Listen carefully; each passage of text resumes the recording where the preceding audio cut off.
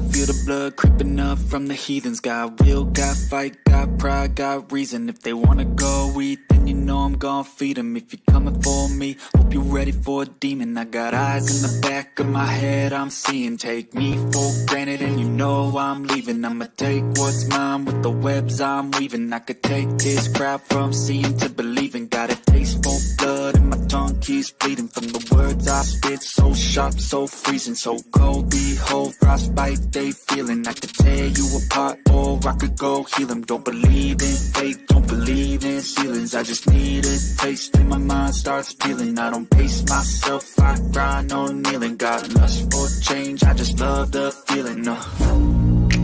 I ain't gonna give up. Got too little time, I'ma live up. Head down, push forward through the tough times. Cause anything worth doing is a tough climb.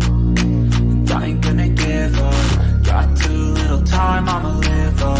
Head down, push forward through the tough times. Cause anything worth doing is a tough climb. Cause I'ma live life for the fight, yeah, I'm here to get it. I got drive, got sight, always have a vision. I go by at night, I be in my feelings. I'ma be fine, need time, and I'll soon be winning. I live life for the fight, yeah, I'm here to get it. I got drive, got sight, always have a vision. I don't lie at night, I be in my feelings. I'ma be fine, need time, and I'll soon be winning. I can feel the blood creeping up from the heathens. Got will, got fight, got pride, got reason. If they wanna go eat, then you know I'm gon' feed them. If you're coming for me, hope you're ready for a demon. I can feel the blood creeping up from the heathens. Got will, got fight, got pride, got reason. If they wanna go eat, then you know I'm gon' feed them. If you're coming for me, hope you're ready for a demon. What's going on, FM fam? Can y'all hear me? Please give me a sound check, please. Because I don't know if the audio's there. Hopefully the audio's there. As y'all see, I'm not green screen right now. Why? Well, we're supposed to bring some people in today, right? That is the plan. Like I said, every Friday I want to start bringing people into the stream. Yeah. So, yeah, can we get some sound check right quick? All this takes a thumbs up or $10, $5, $20, whatever y'all feel like. I'm playing. But yes, okay, sounds good. Audio's good. Cool. Let's jump right into this. Okay, so y'all see the title. Should mechanics be allowed side jobs in the shop? I know everybody's gonna have a different opinion on it. So yeah, it's just open for conversation, right? I was just driving on my way home. I was like, maybe that's something we could talk about today. You know, because when the times are slow and there's not much coming into the shop, should we be allowed to utilize? I mean, they sometimes let us work on our own vehicles, right? Even though, I mean, you could say it's a family members, right? And they'll let you work on it. I don't know about y'all. I don't know. Me personally, I see something about liabilities and stuff in the comments. Yes, that's true. But should we be allowed to sign a waiver? I mean, of course, not using shop time, right? So if it's on our day off, or it's let's say on our day off, not after hours, because then if something does happen, who's gonna be there to witness or call for help or anything like that? So I just want to get y'all's take on side jobs, you know, because stuff can go south at your house too. And you know, people are so happy nowadays. You know, they could go after your house insurance if something happens to their vehicle or stuff like that. You know, everything gets crazy nowadays. Let me see. Oh. So yeah, let's get into this. JGH, I saw your comment pop up right before I even what you call it, before I even got set up. I was like, what the hell? Yeah, I didn't even know it showed that I was live while I was setting everything up. It's weird. Yeah, hold on, guys. I gotta reply to this message.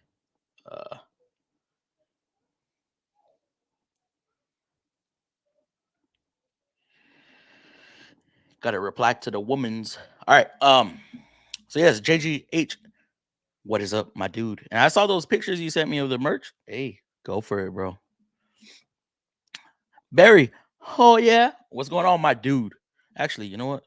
I'm messing up. Tarek, mic check 1 2 1 2. What's going on, my dude? Thank you for the $10. Very much appreciated. Man, you started the ooh, you started the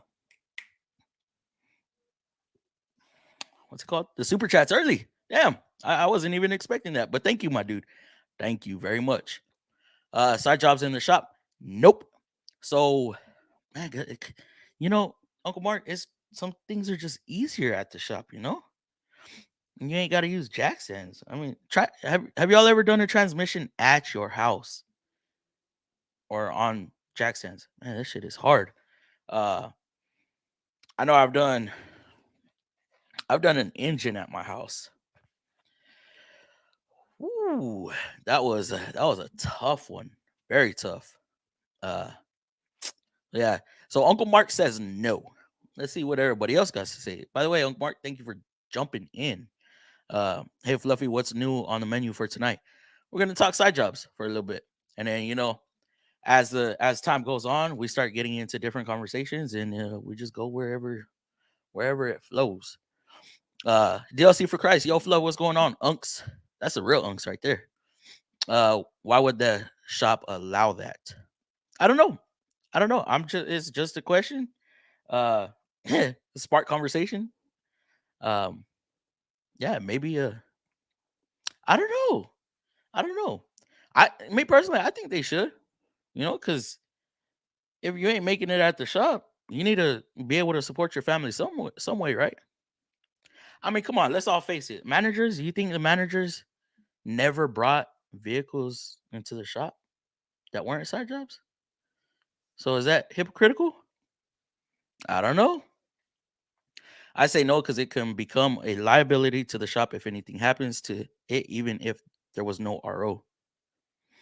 Well, so so there can be an RO on there. It can be an inspection RO. You could write it up as an oil change.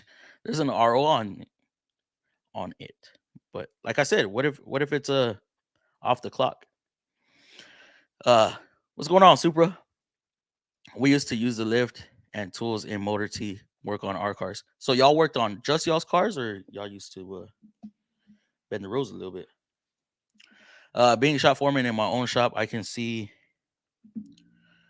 where this would become a conflict of interest. The amount of money invested for someone to use your equipment and not split profit. Nah. So you mean to tell me you've never done a side job at work? Even if it was just an oil change? What about on your own vehicle? You know? Um, so you mean to tell me, let's say, because I've done this. I've done this on my own vehicles. I've replaced one of my engines. I replaced an engine on my S10 at the shop. I replaced the clutch on my Cobalt at the shop. I've done various things at the shop on my own vehicles.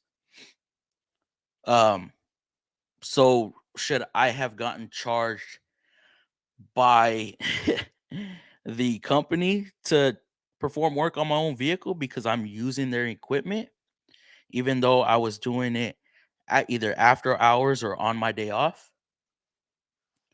Because I know there's shops out there that do. I mean, they allow their technicians, some allow technicians to go in on a Sunday to do work on their own vehicles and stuff like that.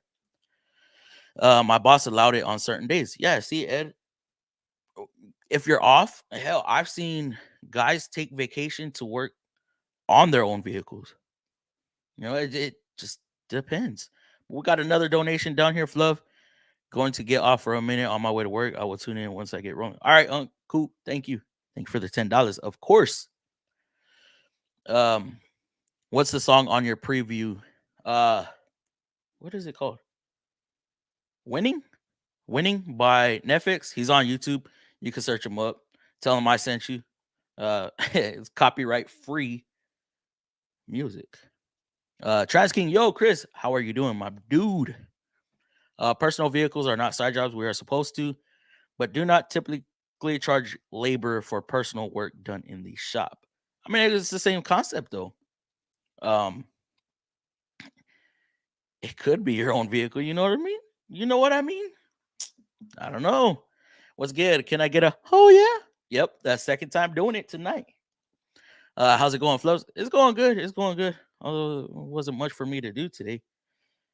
I had some weird vehicles. I've been I don't know what's going on in the shop.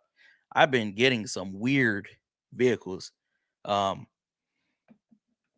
I had one come in where the radio was going crazy, couldn't duplicate it. And of course, given the symptoms, we go to this certain we have a certain like it's like where technicians throughout the Nissan community, we'll call it that, report to Nissan, hey, I got this issue going on. Can you help me out? You're supposed to only hit them up after you've consulted with other technicians, foremen, uh, and service director. So this is your last call for help. And, I get on there and I just typed in radio, erratic radio. I'm like, oh, snaps. Okay. Well, based on the symptoms, they said, replace the radio. So I put, could not duplicate concern at the time, but given symptoms and perform database search, recommend to replace AV unit. I spent time on it. They declined it, of course. Those radios are not cheap. Any of y'all that work at a dealership, y'all know those multimedia control units are not cheap. Um, so yeah, I put it in reverse, and then like it started doing some funny stuff, and I was like, "The hell!" And this is as I'm bringing the car out to bring another car in. Like, oh, it's happening. Well, they ended up getting a couple things, nothing related to what they came into. So I go to pull the vehicle back in. Man, it's changing the time, it's changing time zone, it's changing GPS, it's changing all their settings on its own. I'm like, whoa, whoa, what the hell's going on? I'm touching the screen, it's not responding. I'm like, oh yeah, this thing needs a radio unit for sure. And then, funny thing, I go to lunch, right? Me and Chris JRS, we talk offline. So, we're both Nissan technicians. So, we share information with each other. Hey, have you ever seen this? You seen this? You seen this? Because it's good to have multiple sources to try to gain information, or, some people's minds think differently. Um, so yeah, I go to lunch and I go to reverse into my parking spot, and my screen just goes white.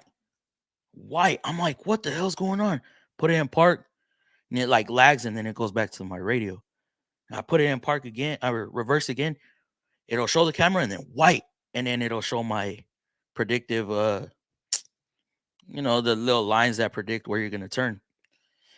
Like, what the hell? And my vehicle, if you put it into drive, it'll still show the rear view camera up until you get like 6 miles an hour, and so it's still showing that same screen, but the lines come up, and I'm like, what the fuck is going on? So I throw it back in park. Everything's fine, dude. The screen is separate from the AV control unit. So now I'm like, is it my AV control unit, or is it my multimedia screen? Is it my radio? Because the radio is down in the kick panel, or is it my camera? Oh man, I have extended warranty, so I can claim it. I need to claim an oil leak, but I don't want to do it. And GM takes forever. Go.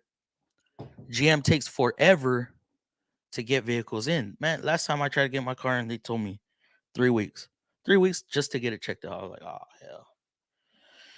hell. So yeah, that was my day today. I had a tech that would bring in his side jobs to work, but he also made money that way. Nothing ever happened to the cars, but to me, it's still a liability. Yes, it is liability, but can they set a waiver in place? I don't know. Right? Sounds good, Fluff. Thank you. Loud and clear. Good. Audio good. Yes, sir. Cool. That beat though, dude. Also, can we hear you? Oh, also, we can hear you. Man, I asked a question. Bryce, I am glad you found the channel again, bro. I don't know what happened. I'm pretty sure I know you're not the only one that got unsubscribed to me out of nowhere. I be getting, and it's frustrating that YouTube does that. They unsubscribe people from your channel without them even knowing. And then I'm pretty sure you was scrolling and you saw one of my videos. You're like, what? Subscribe? Oh, subscribe. Yeah. Yeah, dude. Thank you for finding your way back. Saludos from Fort Worth. Ruben, how are you doing, bro? I say yes, but not the shop time. Not on shop time. That's what I'm saying. Don't be salty, bro. Don't be salty. I had to come home. I had to come home. Guys, they tried getting me to go out tonight. I said, no, sir. Nope. Daniel, y'all still out there? I know Moana sent me a Moana. uh a snap that I haven't looked at yet. Benjamin, day off. What's that? Oh man, you're right. What is that? I don't get a day off. I get a day off from the shop, but I don't get a day off from working because when I'm off, I'm editing. I'm working on YouTube. I've been here for a minute. Yeah, I seen that, bro. I was like, dang, he tuned in right away. If you're burned out, there are no side jobs because you're sick. Yeah, that tends to happen. I know exactly what you mean. You don't even want to touch a vehicle. But we get like that. And then out of nowhere, we'll get a spark back in us and we'll, all right, let's do this. You know, you just want to keep a wrench in your hand. Damn, they just slamming everything. Hold up. But yeah, I know what you're talking about, Barry. Yo, what's up, Flo? What's going on? TBSS, how are you doing? As long as I get can we keep it PG-13, sir? We got some minors in here. Uh Shortly only, no money. What you mean? Side jobs for cash, working out of a shop, no personal repairs on your own family cars. Yes, they're all personal family cars, okay? There's loopholes. But I don't do any of that because I'm so focused on working through the or for the shop. Right? Y'all see me. I post videos late at night. Not actually post them, but I'll record videos late at night or hardly anybody's in the shop and I'm pulling the transmission. Now I get a jump start on the next day. That's usually how it is for me.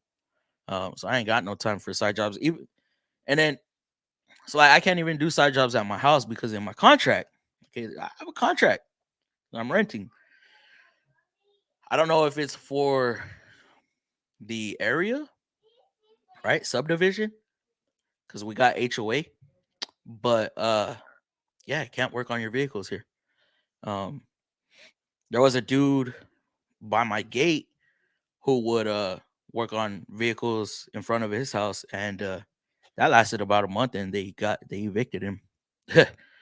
Robert, how's it going, bro? Uh, when I was at German Auto Works, we were allowed to do side jobs until guys started using shop supplies and not paying for. Oh, see, that's where stealing comes into play, right? Yeah, I totally understand that. Yes. Wait, what? F that. What you talking about? Lakes, what's going on, my dude? How are you doing, bro? Oh man, we're already at the 20 minute mark. I need to hurry up and get through these. Man, I can never keep up with these comments. Just like JT, I try. Oof, oof, oof. I try, guys. I really do try to get through these comments. Done trans on floor at home. It's a pain. It is a pain, especially when subframes come into play. Oh my god. Yes, do transmissions at my house all the time. Oh yeah, JG. Yeah, I know that for sure.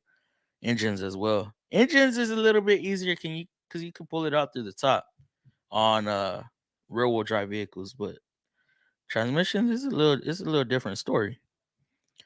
Enters a chat glowing like Bruce Leroy? Bruce Lee? Eric Motion. Yeah, you came through, bro. How are you doing? Thank you for coming through. Yes, transmission in the driveway under the snow. Oh, hell nah. Sometimes you got to do what you got to do. I've been there.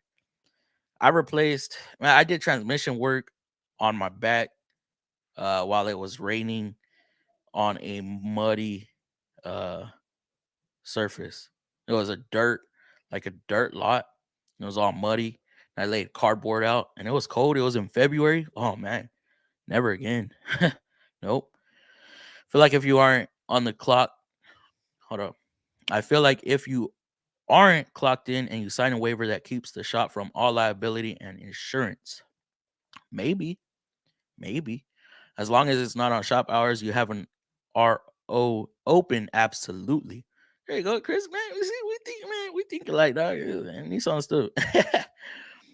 Aria showed up 45K for front wheel drive. Oh, dude, you got one. Uh, Chris JRS got one. I have not seen one yet. I'm Aria certified. I want to drive one. I heard they are nice, and I heard they're good size. Yeah, I wanna see what that thing got. I wanna PDI it though. I don't want no complaint on it. I just uh I just want to drive it. Not to be abused though. Oh, for sure. And that's a thing too. People, if people start abusing it, then it gets taken away.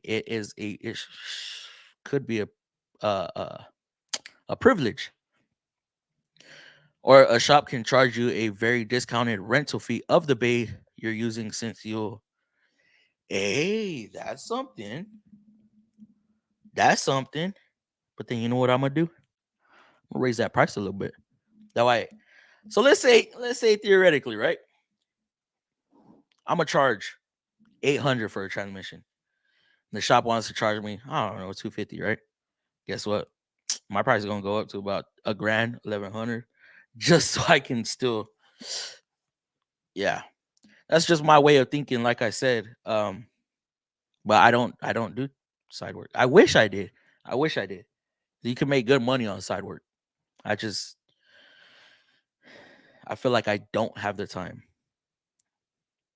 I'm very blessed that the owner of the shop lets me do side work on the weekends, and I just pay for anything I use. Maybe that's a maybe that's a perk of working at an independent shop, because you're not a chain independent, right? You're privately owned. Lakes, uh, 67 Shelby GT 500 or 70 C10. Uh, I don't like the 70 C10. I don't. That's the Squidward looking head hood, right? Yeah, no, I'll take the Shelby GT 500. JGH. That's probably the only time you're gonna hear me talk about me wanting a Ford. What was it? New Rogue? No, actually, it was a 2014, I believe. Murano. So it has some age on it. Nissan AV units are crazy expensive. Oh man, me and Chris JRS were talking about that too. Man, oof. Yep. Think Nissan lacked on creativity. R35. I have not seen it. I heard it got a facelift. Like I said, I'm not in the Nissan news. I don't pay attention to Nissan news. Whatever hits my online modules, I will cover that. I will do what I have to do on that part. But I'm not in the news like that. I'm not in the news on any vehicle, actually. Um, and then the channels that I follow, Street Speed 717, who's all about Corvettes and stuff like that. I get information from there, but I don't really follow anybody that really is into imports.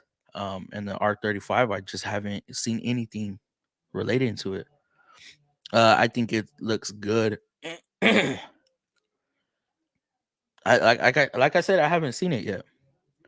GM is slow. GM? What do you mean? What do you mean? Had a rogue that kept changing time. Shut off the vehicle. Went back and forth with Techline for a week before they recommended replacement. I had a 2013, 20. It was like 2012 to 2014 Armada Pathfinder. Okay, it was a Pathfinder. 2013 to 2015, out of warranty. It was extended warranty. I hit up Techline. They told me to replace the The DCU, the display control unit. It was good for a week, and then it came back for the same issue. And then they ended up telling me to replace the AV control unit. It's like, dude, uh, yeah, and it's hard. It's hard doing email. I don't know who remembers calling in. They give you a code and you call in, wait on the phone for a little bit, and then you're able to talk to them. And you know, yeah, appreciate it. No problem. Hey, for sure, bro. I don't know. Yeah, Fluffy, I don't think you know what teachers and students say at school. About me? About me? What are we talking about? What teachers and students say at school? I used to be a student, so what are they talking about? I have no time to do other work because I'm always busy. That's how I feel, bro. That's how I feel. What's up? What up, East Coast? How are you doing, bro? Yeah, they should be they should all be family vehicles. Maybe very close friends. HOAs are the devil. Oh, bro. I know. Oh yeah. Was that supposed to be oh yeah or oh yeah? I saw a Matco 2-drawer roll cart and they wanted $600. Guys, I want a roll cart, right? And I looked into the Mac one drawer with the clamshell lid. And they want $350. No, I think that's a discount. That's the sell price. The regular price is like $500. Bro, I bought one back in the day. It was like 150. I said, y'all tripping. Ain't no way. Do you get paid before or after you complete the side job? Because that brings up two different arguments. I get paid after. If I were to, I would get paid after. And then the parts would be paid for prior. Prior. I mean, I've done side jobs in the past. I've done them in the past.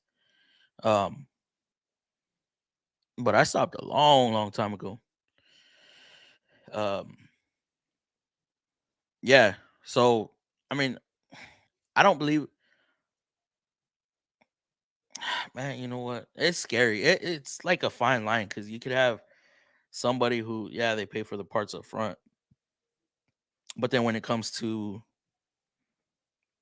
being finished with the job and get accepting the money, what if they flake out on you? What if they, oh, I ain't got it, and then you try holding their keys and holding onto their vehicle, and then they get they yeah, you end up holding their vehicle hostage. I don't think that could end well. Nah. Yes, privately owned. Okay, so it is really up to your boss. You're the owner. I'm a fan of most things pre 2000. Not me. Not me. I don't like working on anything really older than like an '05. Anything my consult because of course I work Nissan only. When you have to try and diagnose a vehicle blind, because normally consult twos do not work anymore. Yeah, I'm just thankful that my shop foreman is from that era, from the '90s, early 2000s. So he retains some of the common issues on the older vehicles. But yeah, when you're at a dealership, you don't stuff breaks, stuff is brittle, nothing hardly ever goes right. Ah, look at it closely. Look at what closely? What am I looking at closely? Had a Stingray C8 come in today. Oh man, did you drive it? Mom had to wait 1 year for her to get heated seats chip installed because that's what you mean. GM is slow. Yeah. Um, I was waiting on a sonar sensor for 3 months. I was in a rental for 3 months. It took about 2 months for them to get the sensor in, and then they had to spray it. Right? They painted it. And took another month. And I was calling, God, man, I I hate doing this. I hate pulling the I'm a technician card. I'm a master tech. I know it don't take a month to get a sensor installed or painted. My body shop is right there. Okay. I'm gonna send a part over there, or I'm gonna walk it over there, and I'm gonna get it painted right then and there. An hour at the most. And I'm gonna have that thing installed. How they even get rentals covered through GM, I have no idea. Because I know Nissan, they pay for a certain amount of time, and that's it. 3 months is super, super long, unless it was a loaner. I don't know if it was a loaner, because I know we used to do loaners, and then stuff started happening, so then we started sending them to enterprise. But I wasn't a loaner or rental. I got it from the dealership. But yeah, I didn't even know they were offering the heated seat chips. I know they took that away from the LTs, heated seats and rear lift gates, and I think rear sonar. They took those away in 21, because I was, or 22. I was looking to trade in my vehicle, and I was like, oh man, I didn't want to get a vehicle that didn't have the features that I have on my 19. Yeah, that's crazy. What it do, Harbor Area Tech? What's going on, my dude? How are you doing? Any advice for the transition from a lube shop into an actual dealership, going from a big old tire to a Toyota dealership? Any advice? I mean, one, you want to make. Wait, hold on. Are you gonna go into the express side at a dealership? That's a question I need from you. An answer I need from you, because if you're trying to go straight into like a mainline repair, you're gonna need a lot of tools, um, basic understandings and stuff like that. But if you're going to an into express, like the lube shop at a dealership, then you should be able to make the transition fairly simple. Quick wrench, how are you doing, bro? What's up? Macro guy told me he wouldn't warranty any Macro tools that wasn't bought from him. So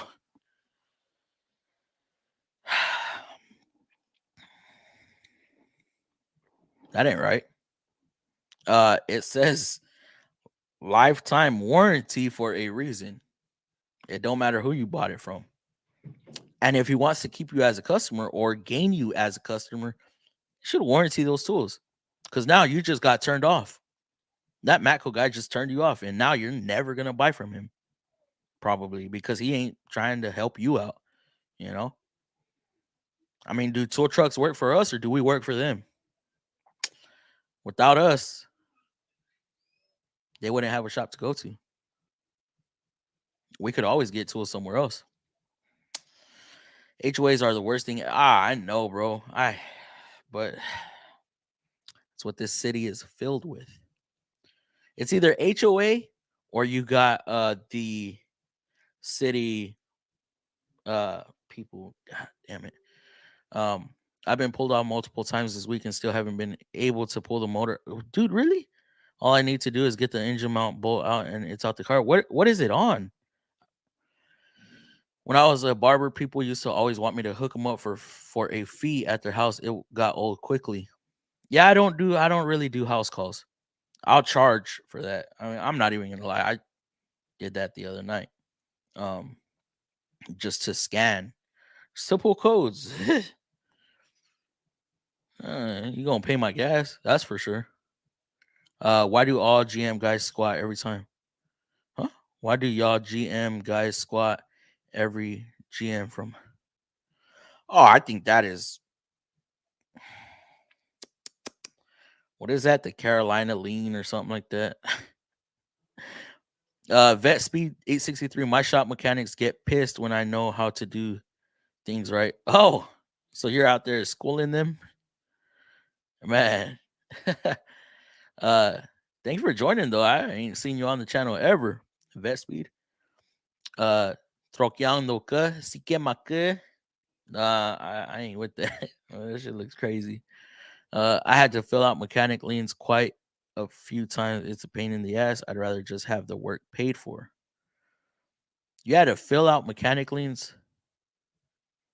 Like you had a shop and you filed them as mechanic liens. Hey, mechanic liens are good depending on the vehicle. They let us buy up the mechanic liens. We do a drawing whoever wants it, and then of course we got to pay the bill and then the fee, and then of course get it registered right away. Knock sensors and injectors on a 1998 Quest. Everything was brittle. Do they even offer anything for that anymore? I remember I needed to replace a harness because it was all burned up, and we didn't have it. It was like oh 09, oh 09, oh 06, oh 09, yeah, something like that. We didn't have it. Ford gets our stuff back fast. Oh, okay, okay. I'm almost at the bottom. Um, Ford. I feel like, man, Chrysler's bad too. Chrysler here. I don't know how it is everywhere else, but I feel like when it comes to domestic dealers, slow, slow, slow, slow. Would you ever play GTA 5? I do not own that, and I y'all don't want to see y'all don't want to see me play that. I suck. Any games. For short term, yes, but I will be shadowing a master technician pretty much immediately from doing lube when I'm not shadowing. Uh, I hope you got a lot of tools, a lot of various tools. Um, because having to ask for tools is a little intimidating, especially when you start seeing whoever you keep asking, like start sighing and all right, or it's right there, or just make sure you got a good amount of tools. Sounds like your Matco man is. Yep. Used car tech just bought a 2014 GTR, brought it into the shop. I think they pay him too much as a used car. I mean, I've heard used cars techs making some money. Yeah, it sucks because I have a lot of Matco tools, and now I'm not going to be a new customer of his. Have you tried contacting? Have you tried contacting your old rep? Yeah. We got online mechanic tips up in here. JT, what's going on, bro? Whoa, mechanics get to do side jobs at the shop. Where they do that at? What I miss? Uh, I don't know. I'm seeing if the viewers think it should be allowed, or waivers or family vehicles. Um, or somebody in here said something about charging a bay rental fee um to be able to do work there. But of course, off the clock. That way you're not wasting shop time, like on your day off or vacation or something. But yeah, JT, thank you for stopping by. Thank you for the $10. As you know, everything goes back into the channel. Uh yeah, we're about to open up the stream here in a minute. I don't know if you're gonna be down for that, sir. Let me know. You got my email, and if not, I'm gonna do this already. All right, guys. So if y'all want to join in, email me, and I will send y'all the links. Because I think we're pretty far down in the chat that I can afford to fall behind a little bit. Uh, so I found out that one of the loop tech had part of his. Whoa, whoa. So you mean to tell me that they didn't do anything about the lift until somebody got hurt? Whoa, I don't know. That's kind of sketch. Let's see. Gear wrench guy told me he wouldn't warranty gear wrench that I bought from Snap On unless I spent. Bro, that is crazy. How are you supposed to keep a customer or gain a customer? That's not right. It's on a Yukon. Oh, it's on that you. Oh yeah, that's right. You are doing a Yukon tranny. Um, wow, dude, that's crazy. Refresh my email. Why is it not working? Oh, it is working. What's going on, Shepard? How you going? How you doing? Put in work, stay busy, and learn the most you can. Your online training for Toyota and get your ASCs, and you'll move up. If you're managed, Uh, manage what? But yeah, what Harbor Area Tech said. Yeah, I've been following you for a few months. I'm doing a build on my 70 Shabazz says. Ooh, are you posting that? Are you a content creator, bro? Vet Speed 863, bro. Comment on one of the videos and I will check you out for sure. Chrysler is slow. Chrysler is slow, as in y'all ain't getting a lot of work, or at getting work out. I know here where I'm at, man. Oof. But like I said, that's all domestic dealers in my area. If you borrow a tool 3 times, it's time to buy your own. That's for damn sure. That's what I be saying. Yes. If you need it more than 3 times, you need to buy it. Currently doing a freeze plug on an 85 Ford Bronco, a nice Bronco. And my parts guy said there is only 30 exhaust manifold. Oh, no. That's not good. They used to be slow. That's why Chrysler was kicked out of NASCAR for years, because nothing could beat them. Wait, hold on. Are we talking about speed, or are we talking about getting work out? Fluffy, what company you get your hats from? This is from Amazon. Um, so I have not.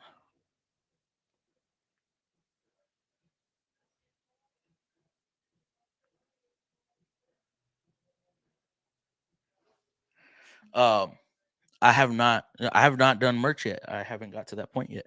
But that is, like I said, that's a goal for 2023. Especially when you are new to the shop. When asking for tools the other day, had a non-Nissan dude. Oh man, yeah, that's why I don't like working on anything other than uh anything than the dealer I work for. So man, why is this? What is going on? Um, try to get this link. Why is it doing this to me? My taskbar is not moving, so I can't. Oh, not right there. There we go. Copied. Um, yeah, that's why I try not to work on anything other than Nissans. Even if it were to be a side job, I don't want to work on anything other than Nissans. So yeah. Online mechanics. What up, though? JT just knocked out a U joint and wheel bearing on a. You did or JT did? JT be doing everything. JT does everything. And he be knocking out tickers like crazy. What up, Eric? And oil adapter, oil filter adapter housings. You hear about the no Luis Manuel Casillas case in Texas? No, I have not. Gravy Supra. Are they really? What was it again? A wheel bearing. Oh, we going a wheel bearing or a hub bearing. Let's get back on that. Just got hired as a turbo. Just got hired as a lube tech at Honda. I'm very nervous and very excited at the same time. We know a little bit about cars, bro. Don't be nervous. Just hit the ground running, dude. That's all I can say. Don't be nervous. Don't be afraid to. Do not be afraid to tackle anything they give you. Of course, like ask questions though. Ask questions, but you don't be nervous, because when you're nervous, you mess up stuff. Don't mess up. Um, what's up? I appreciate. I am an apprentice at Nissan. I love the atmosphere. Guys are really cool. That's how it is with us too. We got some donations down here. Happy Friday, Fluff. Wrenching. How are you doing, bro? You want to jump on? Let me know. I will send you the link. Why is this not clearing from my screen? Dang, computers just this way. Yep. Nope. Is that way? Nope. Is this way? Yep. Oh God. Oh, my taskbar will not come off. Let me see. I have all tools that you need to do anything front end work besides interior engine work. To give you reference of my setup. Oh, you should be good then. You should be good. Interior work, we don't really do much interior work anymore, or not interior. besides interior engine work. Yeah, I mean removal and replacement. We take valve covers off and uh what's it called? Timing covers, timing chains. It's nothing really crazy. We don't mic cylinders anymore. We don't need uh compression ring compressors, compressor ring compressors, um compression ring spreaders. We don't use none of that stuff no more. How's it going? SGT Hoot Nanny. Pretty good, pretty good. How you doing, bro? How's the life change? My daughter added a Jeep to our GM family of cars. Has a 9 speed. Oh, snaps. Nice. No content creator, just a guy. Oh man. Damn. Okay. I was looking forward to that, bro. That would have been cool. No Chrysler was slow, as in no work. Oh man, see, that's crazy because JT was like he be busy. Well, we got some guys up in here. JT, how you doing, bro? Hello, I'm doing good. Sergio, What's how you up? doing, bro? Good. How's it going? Chris, I sent you the link too. So how was y'all's day? What did it consist of? I worked about a half day, and then I decided I just wanted to go home. Oh, you decided you wanted to Yeah. go. I got like 2 hours in. Yeah, you got 2 hours in. So, aside from HVAC work, do you ever do anything at home on vehicles? I changed my wife's oil, and that's about it. And And rotate her tires. Oh, you rotate her tires? Yeah, that's kind of a pain in the ass to do by yourself. Jack one side up, drop it down, jack the other It's side. like it's pull the spare because I only have one jack. So Oh, so I put the spare on the one I took off, and then it just keeps. And then by the time I get back, that's the last one I take off. you don't have a jack stand? I have jack stands, but they're like 6-ton jack stands, and it's just Yeah. a Mazda CX-5. So I gotta jack it up really high just to get them underneath. Oh man, that sucks. Yeah, dude, like the jack stands are like that tall all the way down. Yeah. So Yeah. it's kind of hard to get it. I gotta get it really high up before they can even Dude. just to change the oil, man. To roll underneath on a creeper, it's hard.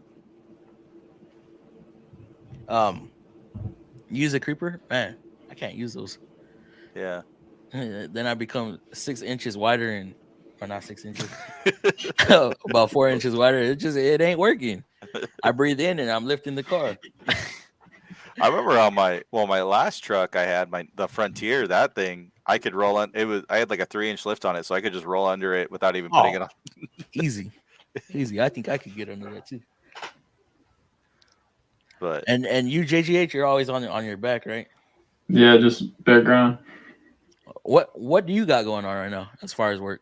Right now, so I got that engine rebuild, but I'm waiting for a camshaft to come in, and then I also have, of course, that 2012 Impala. Yeah. I did figure out what was wrong with that. It's got piston slaps, so the cylinders are way out of line. Out of round. Yeah. And then I just got a 2012 F-150, 2012 or 2011 F-150. Yeah. Haven't diagnosed it yet. Hold on, we're having issues. What is going on?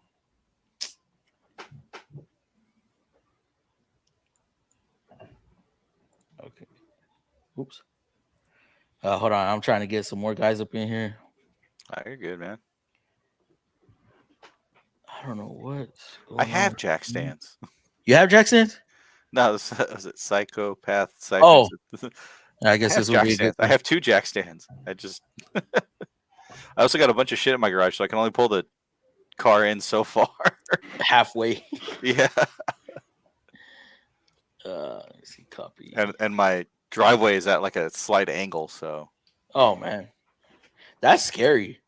yeah. That could get scary. Well, I got wheel chock, so I use Oh, okay. those. That's good.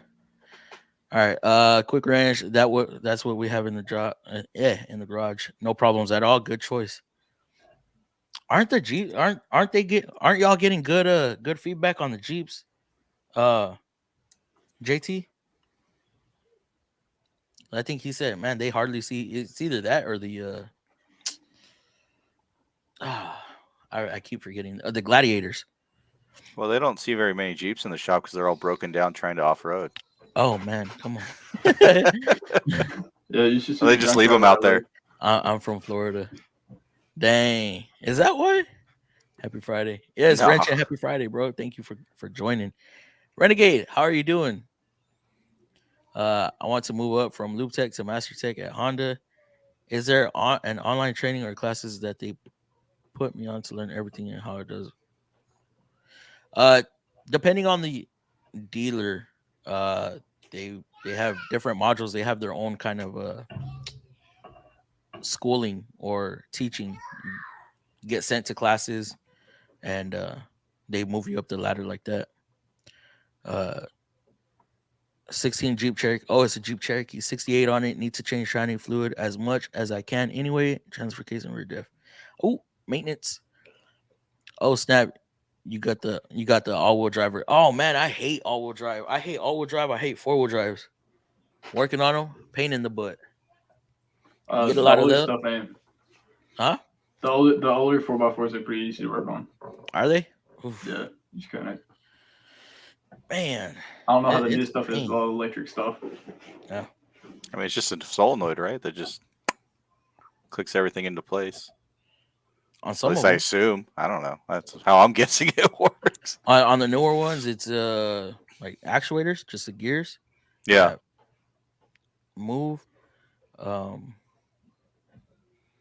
on the older ones, it's The lever, yeah. lever. No electronic parts Yeah. needed. Unless you have a Chevy, then you got that damn the front diff coupler actuator, which looks like a damn an adult toy. It looks crazy. I was watching It's a- somebody's video about doing something on like an F-150. I think the newer ones use like a vacuum line to activate the four-wheel drive. But I'm not sure about that. I might have misheard it. I was kind of watching it while I was working on something else. What kind of vehicle? I think it's one of the newer F-150s. Oh damn! I know Jeep used a vacuum line on like the older YJs or something like that. Yeah, I'm not Century Limit. really. Yeah. The tool, I got that the Baco 1410 pipe wrench, 325 millimeter.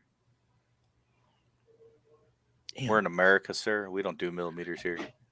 I do. Yeah. Everything No. I work on. Up Standard. to what, like 20? 20. No, actually 34. Oh yeah, for the hub bolts. Yep. Luis Casillas is a mechanic. Went to deliver a truck he fixed for $500. Customer showed up. Oh my god! See, that's why I'm not doing that. Damn. No. Hell no. That's why side jobs are scary, man. That's like meeting up with people off of OfferUp and selling stuff, going to their house. That's why you just go to the sheriff's. Most or police stations and stuff here nowadays. They have like designated parking spots, and there's like cameras all over, and it's like literally like an online transaction space. Yeah. Right in front, and if they don't want to meet up at the police station, yeah, they got a place like that. I mean, a spot. Yeah. I mean, you can go into the any police station parking lot and do it, and just let them know, like, "Hey, I'm going to do this here." All right, cool. But they have a designated. Some of them do, yeah. Where I used to live, they did, yeah. That's crazy. And if they didn't want to do it there, then well, guess we're not doing it. Yeah. Damn, that sucks. Just trying to make a living and you get that is wild. Chris sent you an email. Computers be putting. It be putting. Flo, what do you mean, Eric? Computers be. They be doing their own thing. What's up, David? She brought Cherokee Sport 4x4. Just wanted to do maintenance to it. I'm sure nothing been done so far. Probably not. Why is it coming up like that? What's up, all? What's going on, Crook Ranch? What's up, dude? Let me see. Why is it doing this? I don't know. My What are you doing? I don't know. I'm actually stuck using the camera built in my computer because I can't get my other camera to work. Oh yeah.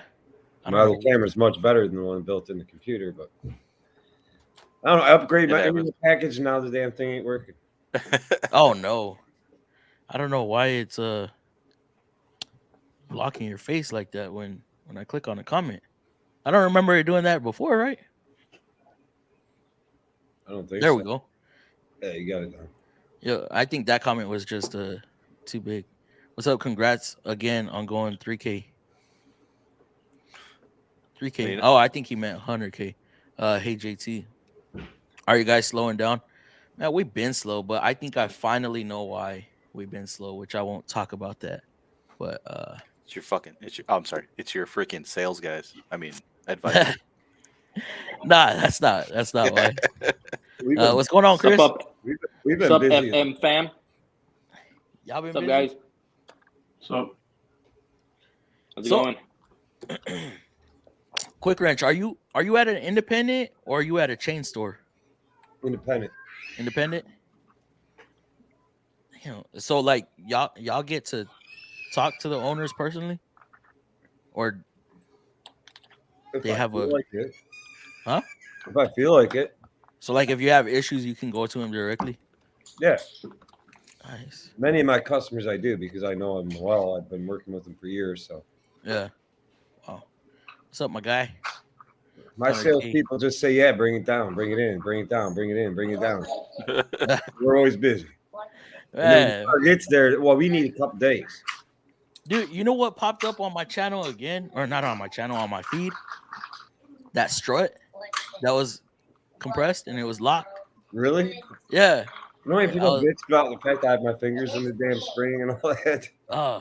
They're like, dude, you're crazy. You got your fingers in the spring and it's crunched like this. I'm like, yeah, that thing was compressed. Yeah, that's crazy. I never did take a video. I was going to take a video of it. Took the top bolt off to see how far the spring flew. Yeah. And Chris, I forgot to send you a video of that Murano act in the.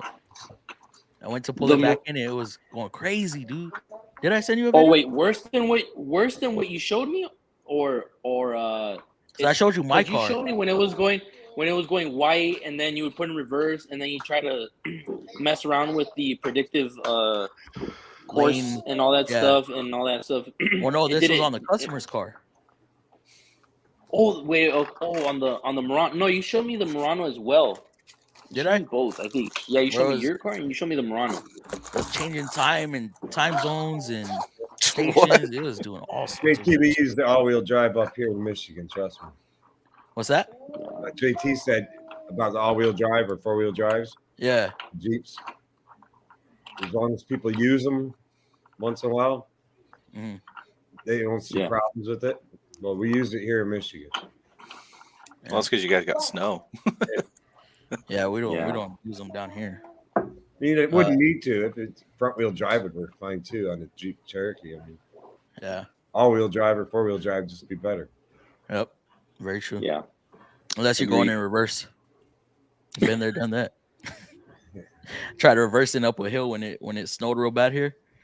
I pulled into the only gas station that was freaking open at the time. And it was on an incline, and I was like, man, they're taking forever. I forgot what I was doing there. So I go to reverse out, and like the front end just starts like going towards them. I was like, oh shit. I'm in Texas. I don't know how to drive in this stuff. Just nice and slow. Don't slam on your brakes. And it didn't help. My tires were at like 330 seconds, 230 seconds. Yeah. I'll never forget the time I was driving through Nor'easter coming home from Florida. And I got really unlucky. A big snowstorm was coming through. It was about beginning of February. Yeah. I've lived in Michigan my whole life. I'm driving down I-75, getting like really tired. I'm in Kentucky. And I'm only going like 40 miles an hour, 45 at best. I mean, it's snowing like a bitch out there. And all these people, Kentucky places, just vroom, vroom, right behind me. I'm like, what the hell's wrong with these people? And as I go up the road, there's very pretty people I saw zoom in front of me. They're now laying in the freaking median upside down in the ditch. And I'm like, that's how it is when Snow, when it dude. rains here. Slippery. When I went up to Oregon, on what was it? Friday. Thursday? Was it Friday? It was. I left Thursday night, Yeah. got there Friday, and then came back. We got back here like at 1 a.m. Saturday. So I was going up there to go get my brother. We'll drop off his car and get him at the same time. It was like icy roads, so it was like just above 20 degrees. So it was like a nice little like icy frost. Like the roads were like just frosty enough for me to like drive, and like you don't really notice it until you brake. So I was going and I was on the highway, and I wasn't going too crazy. I was like going like 40, 45.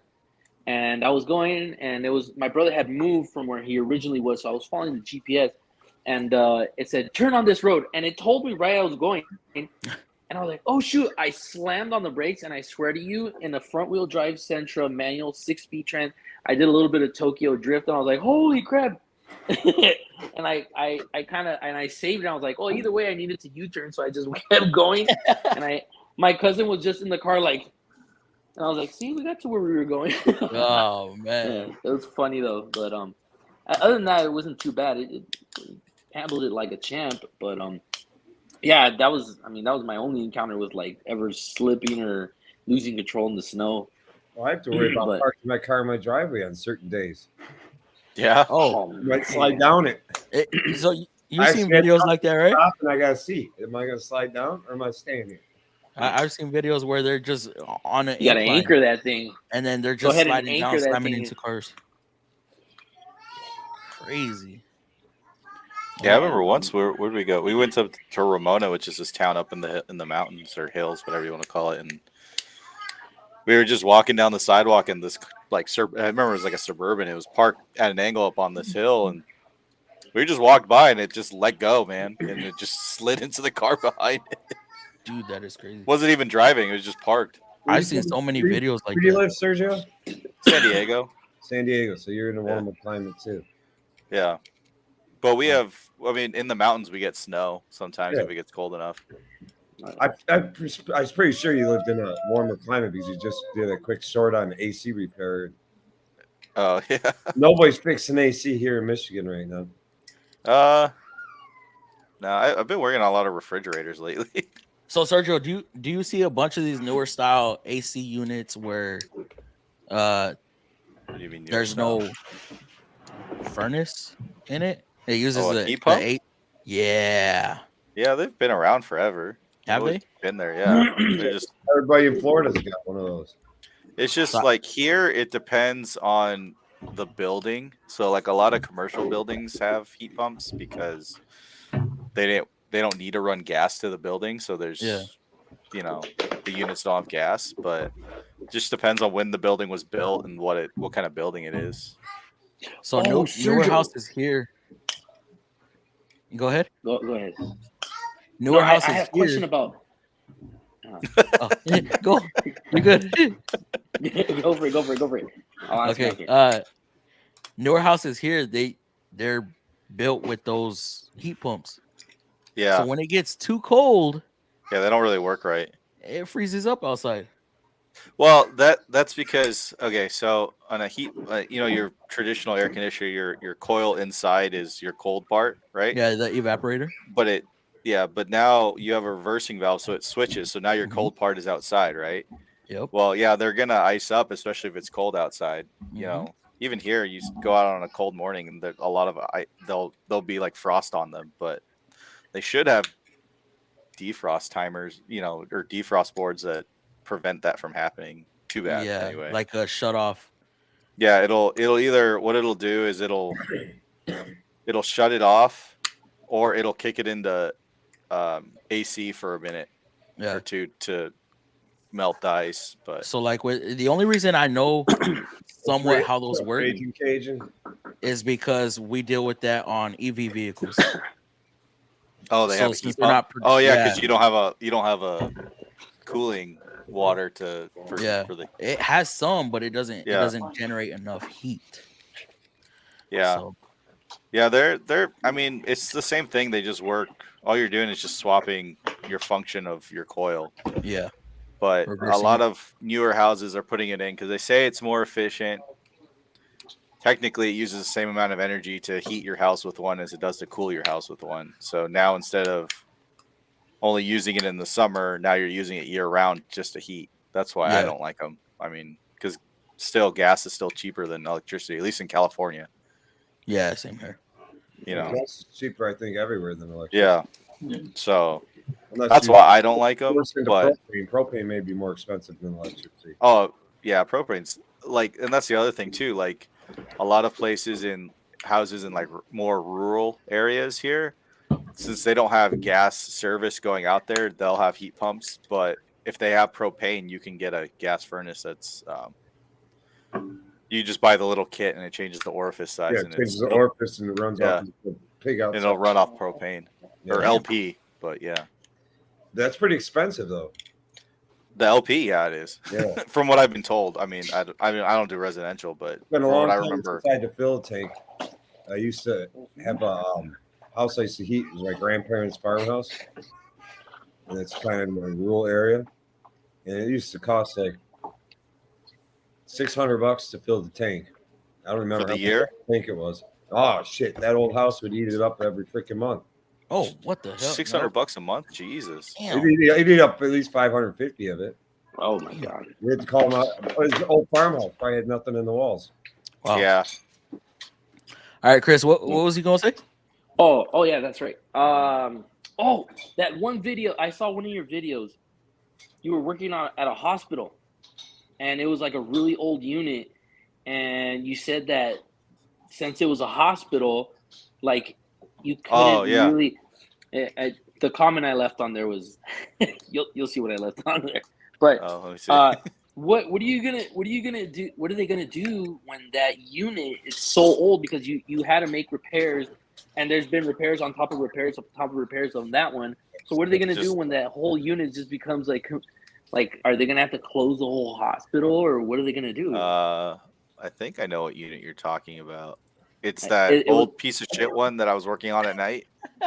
Yeah, I don't think you'll be able to read my comment out loud. I don't know. Yeah, maybe actually it's not that bad. I don't even know how to find it. I don't even so know like if I'm allowed to say it on here. So we've replaced stuff on emergencies because with hospitals, there's like this whole permitting process, and I think it's through the state, but it's like a federal thing, right? So like it's because it's not just a California thing, it's like a nationwide thing that they have to deal with this stuff. But yeah. So they have to be like, if I was going to replace a unit, if it's not a exact replacement, like the model number is not the exact same and it's not the exact same size, you have to have it, get engineers involved, get, permits, and it's a whole, like, what could be like, say, a $20,000 job would be $150,000 job. Because time consuming, because of all that stuff. So what they do is they try to get, I mean, most of the stuff doesn't look that bad. That thing they've just kind of been like, how do you say, like, just kind of keeping it going a lot longer than they should have. Band-Aid. Yeah, because that thing was falling apart, when I first started working there like 6-7 years ago. Yeah. How often are you seeing it need repairs? There was like a good week I was out there like every other day, like, or at least a month. Like I was out there at least once a week working on it. If it's the one I'm thinking of, let me see. I think I have it pulled up right here. I don't know. Fred commented on it. I don't see your comment, Chris. But let me see. Well, I don't want to get off of this either, but you're good. But anyway, maybe it's one you gotta review. Maybe. I don't know. It was a short. Yeah, it was a short. It was a short. I mean, I can tell you what I commented. I was like, I said, Sergio's out here polishing turds. Yeah, that's what that is. So with that, yeah, it's the one where it's at night, right? And the coils all falling apart. Yeah, that's the one. So that whole rack, there's it's like 6 or 7 systems on it. So like those coils, that's actually like technically it's like 7 or 8 coils in that slab. So it's for all the stuff in the kitchen. So it's like their walk-in freezers, under counter fridges, all that stuff. And they're always having problems. Like actually that one circuit I was working on, I told them it needs some other stuff, but it was kind of working, so they didn't want me to do it right then and there. So and we told them like to actually fix it, we need to take the whole everything down, and either replace the coils or replace those, because you can buy like a skid, right? So it'll have like the compressor, condenser coil, and a receiver and all that stuff. So it'll have, and you literally just take out the old stuff and it'll just bolt into a rack, and you don't even have to do anything, right? But they 1 second, guys. Sorry. Oh, you're good. And so for that, we told them like it would be so much easier if we could just shut it all down. I don't know how long it would take, or that's what my foreman was telling me. He was like, we don't know how long it would take, but that's the best way to do it. And they're like, no, we can't do that. Can you do one circuit at a time? Like, no, we're gonna either do it. And my foreman's like, no, we'll do it this way, or else we're not gonna do it at all. And I haven't heard anything since. So they don't understand how. It's just because it costs them money. Because obviously the kitchen is where, like, they cook all the food for the patients and stuff. Yeah. But and there's ways around it. They can bring in a freezer truck and a refrigerator truck, which is literally like a semi. Yeah. That they just roll in, and or they look like shipping containers too sometimes. But yeah, but they don't want to do it, so that's on them. And they're always a pain in the ass like that. Let me get to these comments real quick. State certs are generally easier to pass than than ASCs. Get state certs to prove to the manager you're serious about the job. After state certs, ask for work other than oil changes. That could be true. Do you have to be certified in Texas? Yes. In Michigan, you got the ASC, well, you got to be state certified, but if you have your ASCs, they automatically give you your state certification in those categories you passed in the ASC. Really? Yeah. Oh, actually, no. Okay, so Michigan, it's about the money. They just want the money. When I hear state certs, I hear inspections, state inspections. So we don't have. I guess you're talking an equivalent to state certs, or ASCs. Yeah, we have to be a mechanic, like to work in a shop and collect money from a customer. You have to be state certified to work in an automotive facility. Now you can work in a private facility working on private fleet vehicles without certification. So say I had a job with UPS. Yeah. Necessarily need to be a certified mechanic because you're working on UPS's fleet vehicles only. But to work on everything, I have to be state certified. But if I have ASCs, they override the states. So they automatically give me a state certification. I just got to send them $20. Wow. You must hold a state certification in Michigan to work legally as a mechanic and do brake work. I mean, you can do certain maintenance items and tires, oil changes, stuff like that. But anything else, you're supposed to be certified in. For actual repairs. Yes. Wow. I did not know that. I know most states don't have it. Michigan still has it. They want the money. Yeah, we don't have that. Chris, you on? Yes. Sorry. Okay. I gotta go tend to my little girls right now. Quick Wrench was asking. So Barry commented, state certs are generally easier to pass than ASCs. I thought we were talking about state certifications for registration and stuff. Well, I don't know where Barry's from. Yeah, I don't know either. There's probably only about 7 or 8 states that have a state certification that's mandatory. Yeah.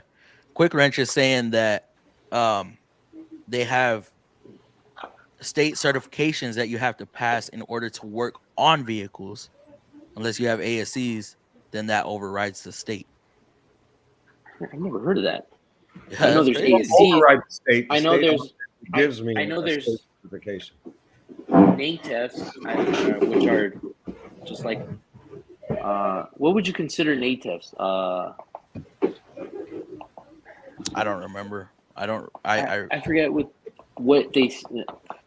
I forget what category NATEFs fall under, and then you have your ASCs, and then you have your factory training, like me and Fluffy had to go through. But state certification, I'm not sure about that. I mean, at least here in California, nobody's ever told me anything. Put it this Yeah. way, I mean, somebody for what comes- it's worth, we don't if really somebody- have a whole lot of state certifications for anything. We don't have one in our trade. Put it this way, somebody For came state? to me for an Uber inspection to renew their license plate. They came Yeah. to me with the Uber inspection Yeah. or That's Lyft, what we do. whatever you call it. If you're not certified under the state of Michigan in, say, brakes and front end, that inspection won't pass. And the state of Michigan won't issue anything to you. They'll say, nope, the guy that did it wasn't certified. Wow. Here, Yeah, as long I mean, I actually have a state certification number. It's M213212. That's my Michigan state certification number. And I actually have to put that on every, say, Uber inspection I do. And the Secretary of State will actually So check what out- was that again? So we can just let it out and have people write it themselves. Yeah. Wait, what was that? Hey, I only got work license in Michigan. that dude. That is- Yeah, I don't really care. I'll I tell think you there's what. any. Most people that do Uber rides, their cars are in much better condition than when I used to see taxis. You know what? Yeah. My stepdad. I don't know why I didn't do it. My stepdad just touched on Mama. this with me. You actually okay? At least he's an attorney, so he was telling me about a case that he's had a little while ago that touched on this. Okay, in California, I'm not sure how the That's whole good to hear. United States. In California, you do not need any state certifications. You don't even need ASCs to work on vehicles, but you do if you have a domicile, like a business. You do have to be registered with the Federal Business of Bureau, or else, like let's say if you work on somebody's car and then they just refuse to pay you, you can't put a lien on the okay, bud? vehicle or anything like that. So that's the only thing. Cali, they say anybody can work on a vehicle, but if you own a business, you have to be with the Better Business Bureau. You have to be, I guess you could consider that like It's not the Better As Business a- Bureau. That's or- not a sorry, government agency. It's like I know what you're talking What about, but is yeah, it you have to called? get like a business license and I think it's the Department of Consumer Affairs that kind of There you handles go. all that. That one. The Department of Consumer Affairs, and yeah, technically speaking, like if you work on a vehicle, if they don't want to pay you, they really don't really have to. You could take them to like small claims and then go to court and have a judge do that. But like you can't like get you can't put like a lien on their vehicle or anything like that. They could take the vehicle and all kinds of there's like not much you can really do. That's as far as I know. But he said that you can work on vehicles as much as you want. I mean, I'm not sure there's certain certifications for companies like like Uber or Lyft or anything like that you should get or stuff. But as far as like working on vehicles or anything like that, at least in Cali, I don't think so. No, there's no state certification or anything like that. But I've never even heard about that, to be honest. Yeah, that was news to me. That's interesting though. That's very interesting. Yeah. I mean, is that to hold the technician more liable to the repair, or I'm not Talking sure about- why. Michigan. yeah? All I know, I have not taken a Michigan certification since I was probably 20 years old. The fact I have my ASCs, the state of Michigan automatically issues me state certifications in those categories. Yeah. I'm master ASC certified with L1, Okay, so you have your advanced engine performance. So I Yeah. automatically get all that stuff printed on a state cert. All I gotta do is send them my $20, and I gotta send them my information to ASE. And somehow or another, they pick up the fact that I'm good and I passed all these tests, and they just issue me my state cert. But I actually get a state certification mailed to me that has to be posted on my shop wall. it has to be posted. Has to be posted. Wow. Well, they post my ASE too, but I mean, Yeah, the state I mean- of Michigan has to be posted too.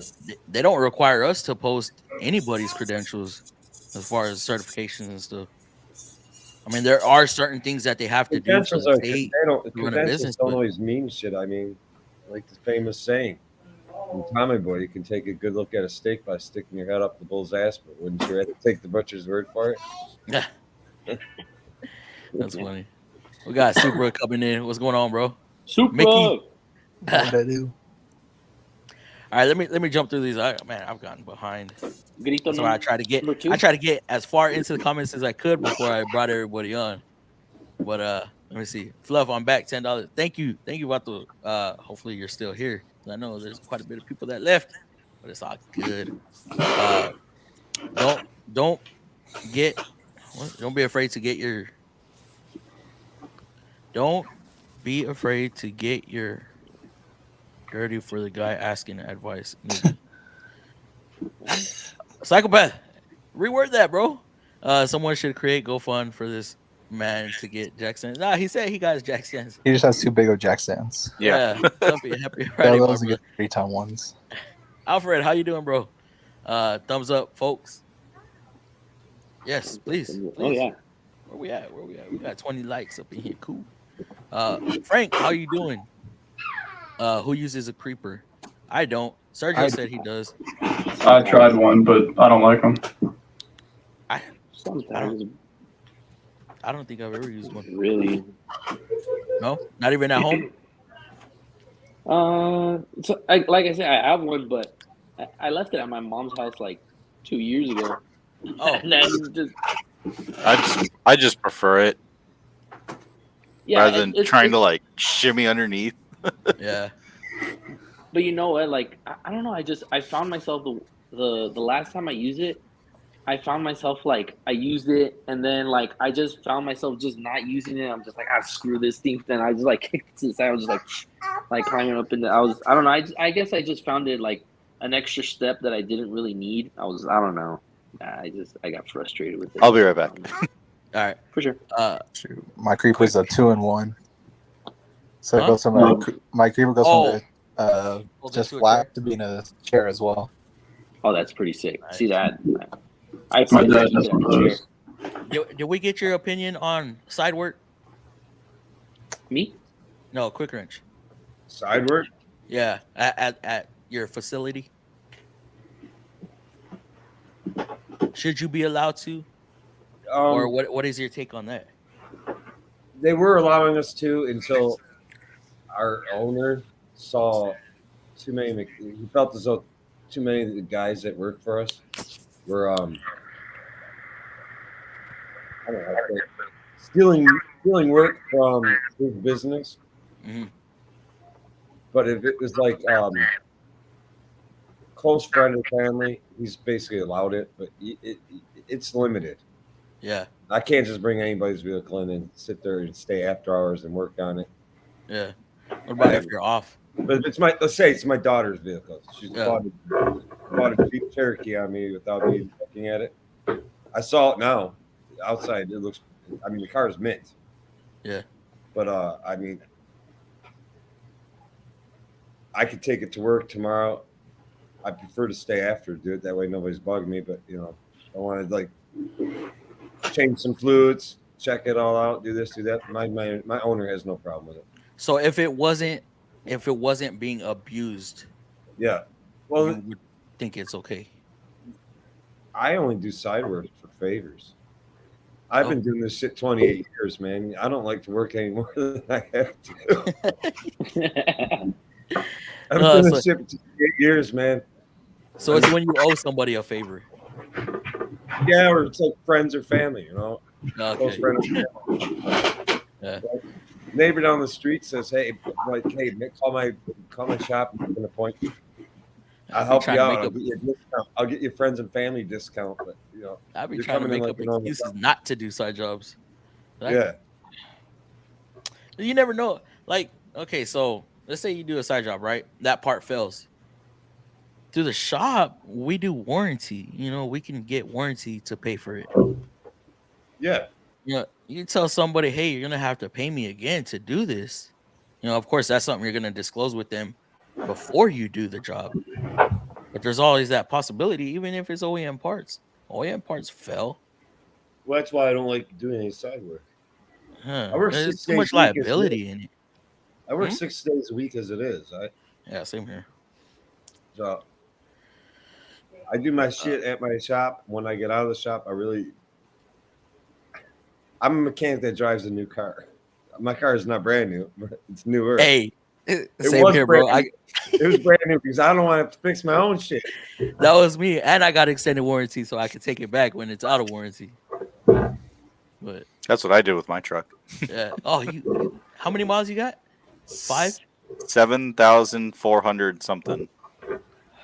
That first oil change coming up. Yeah, I gotta do it here. Well, I can't this weekend, but I think So, either next weekend or the week after. Are you doing it, or did your dealer give you first? No, they didn't give me that. But it's really not that hard. Well, no, That's a fail on the dealership, in my opinion. Yeah, hell yeah. I got 18 Chevy Silverado with almost 105,000 miles on it. What year? 2018. Holy, and you got 105,000. Yeah, I've only ever had one truck I put or one 60 miles car. a day on it, just going back and forth to work. How many? How far are you from work? 30 miles each way. 30 60 miles, miles, yeah. 60 miles a day. No, well, yeah, no. And that's not including all your extra. Well, I activities mean, that you do. my work truck is a 2019 and it has 82,000 miles on it. Yeah, that's a work truck. You know. It had like 79,000 when I got it. So Yeah. let's touch on this. Should they have given Sergio a free oil change? Yes, So this- Of course.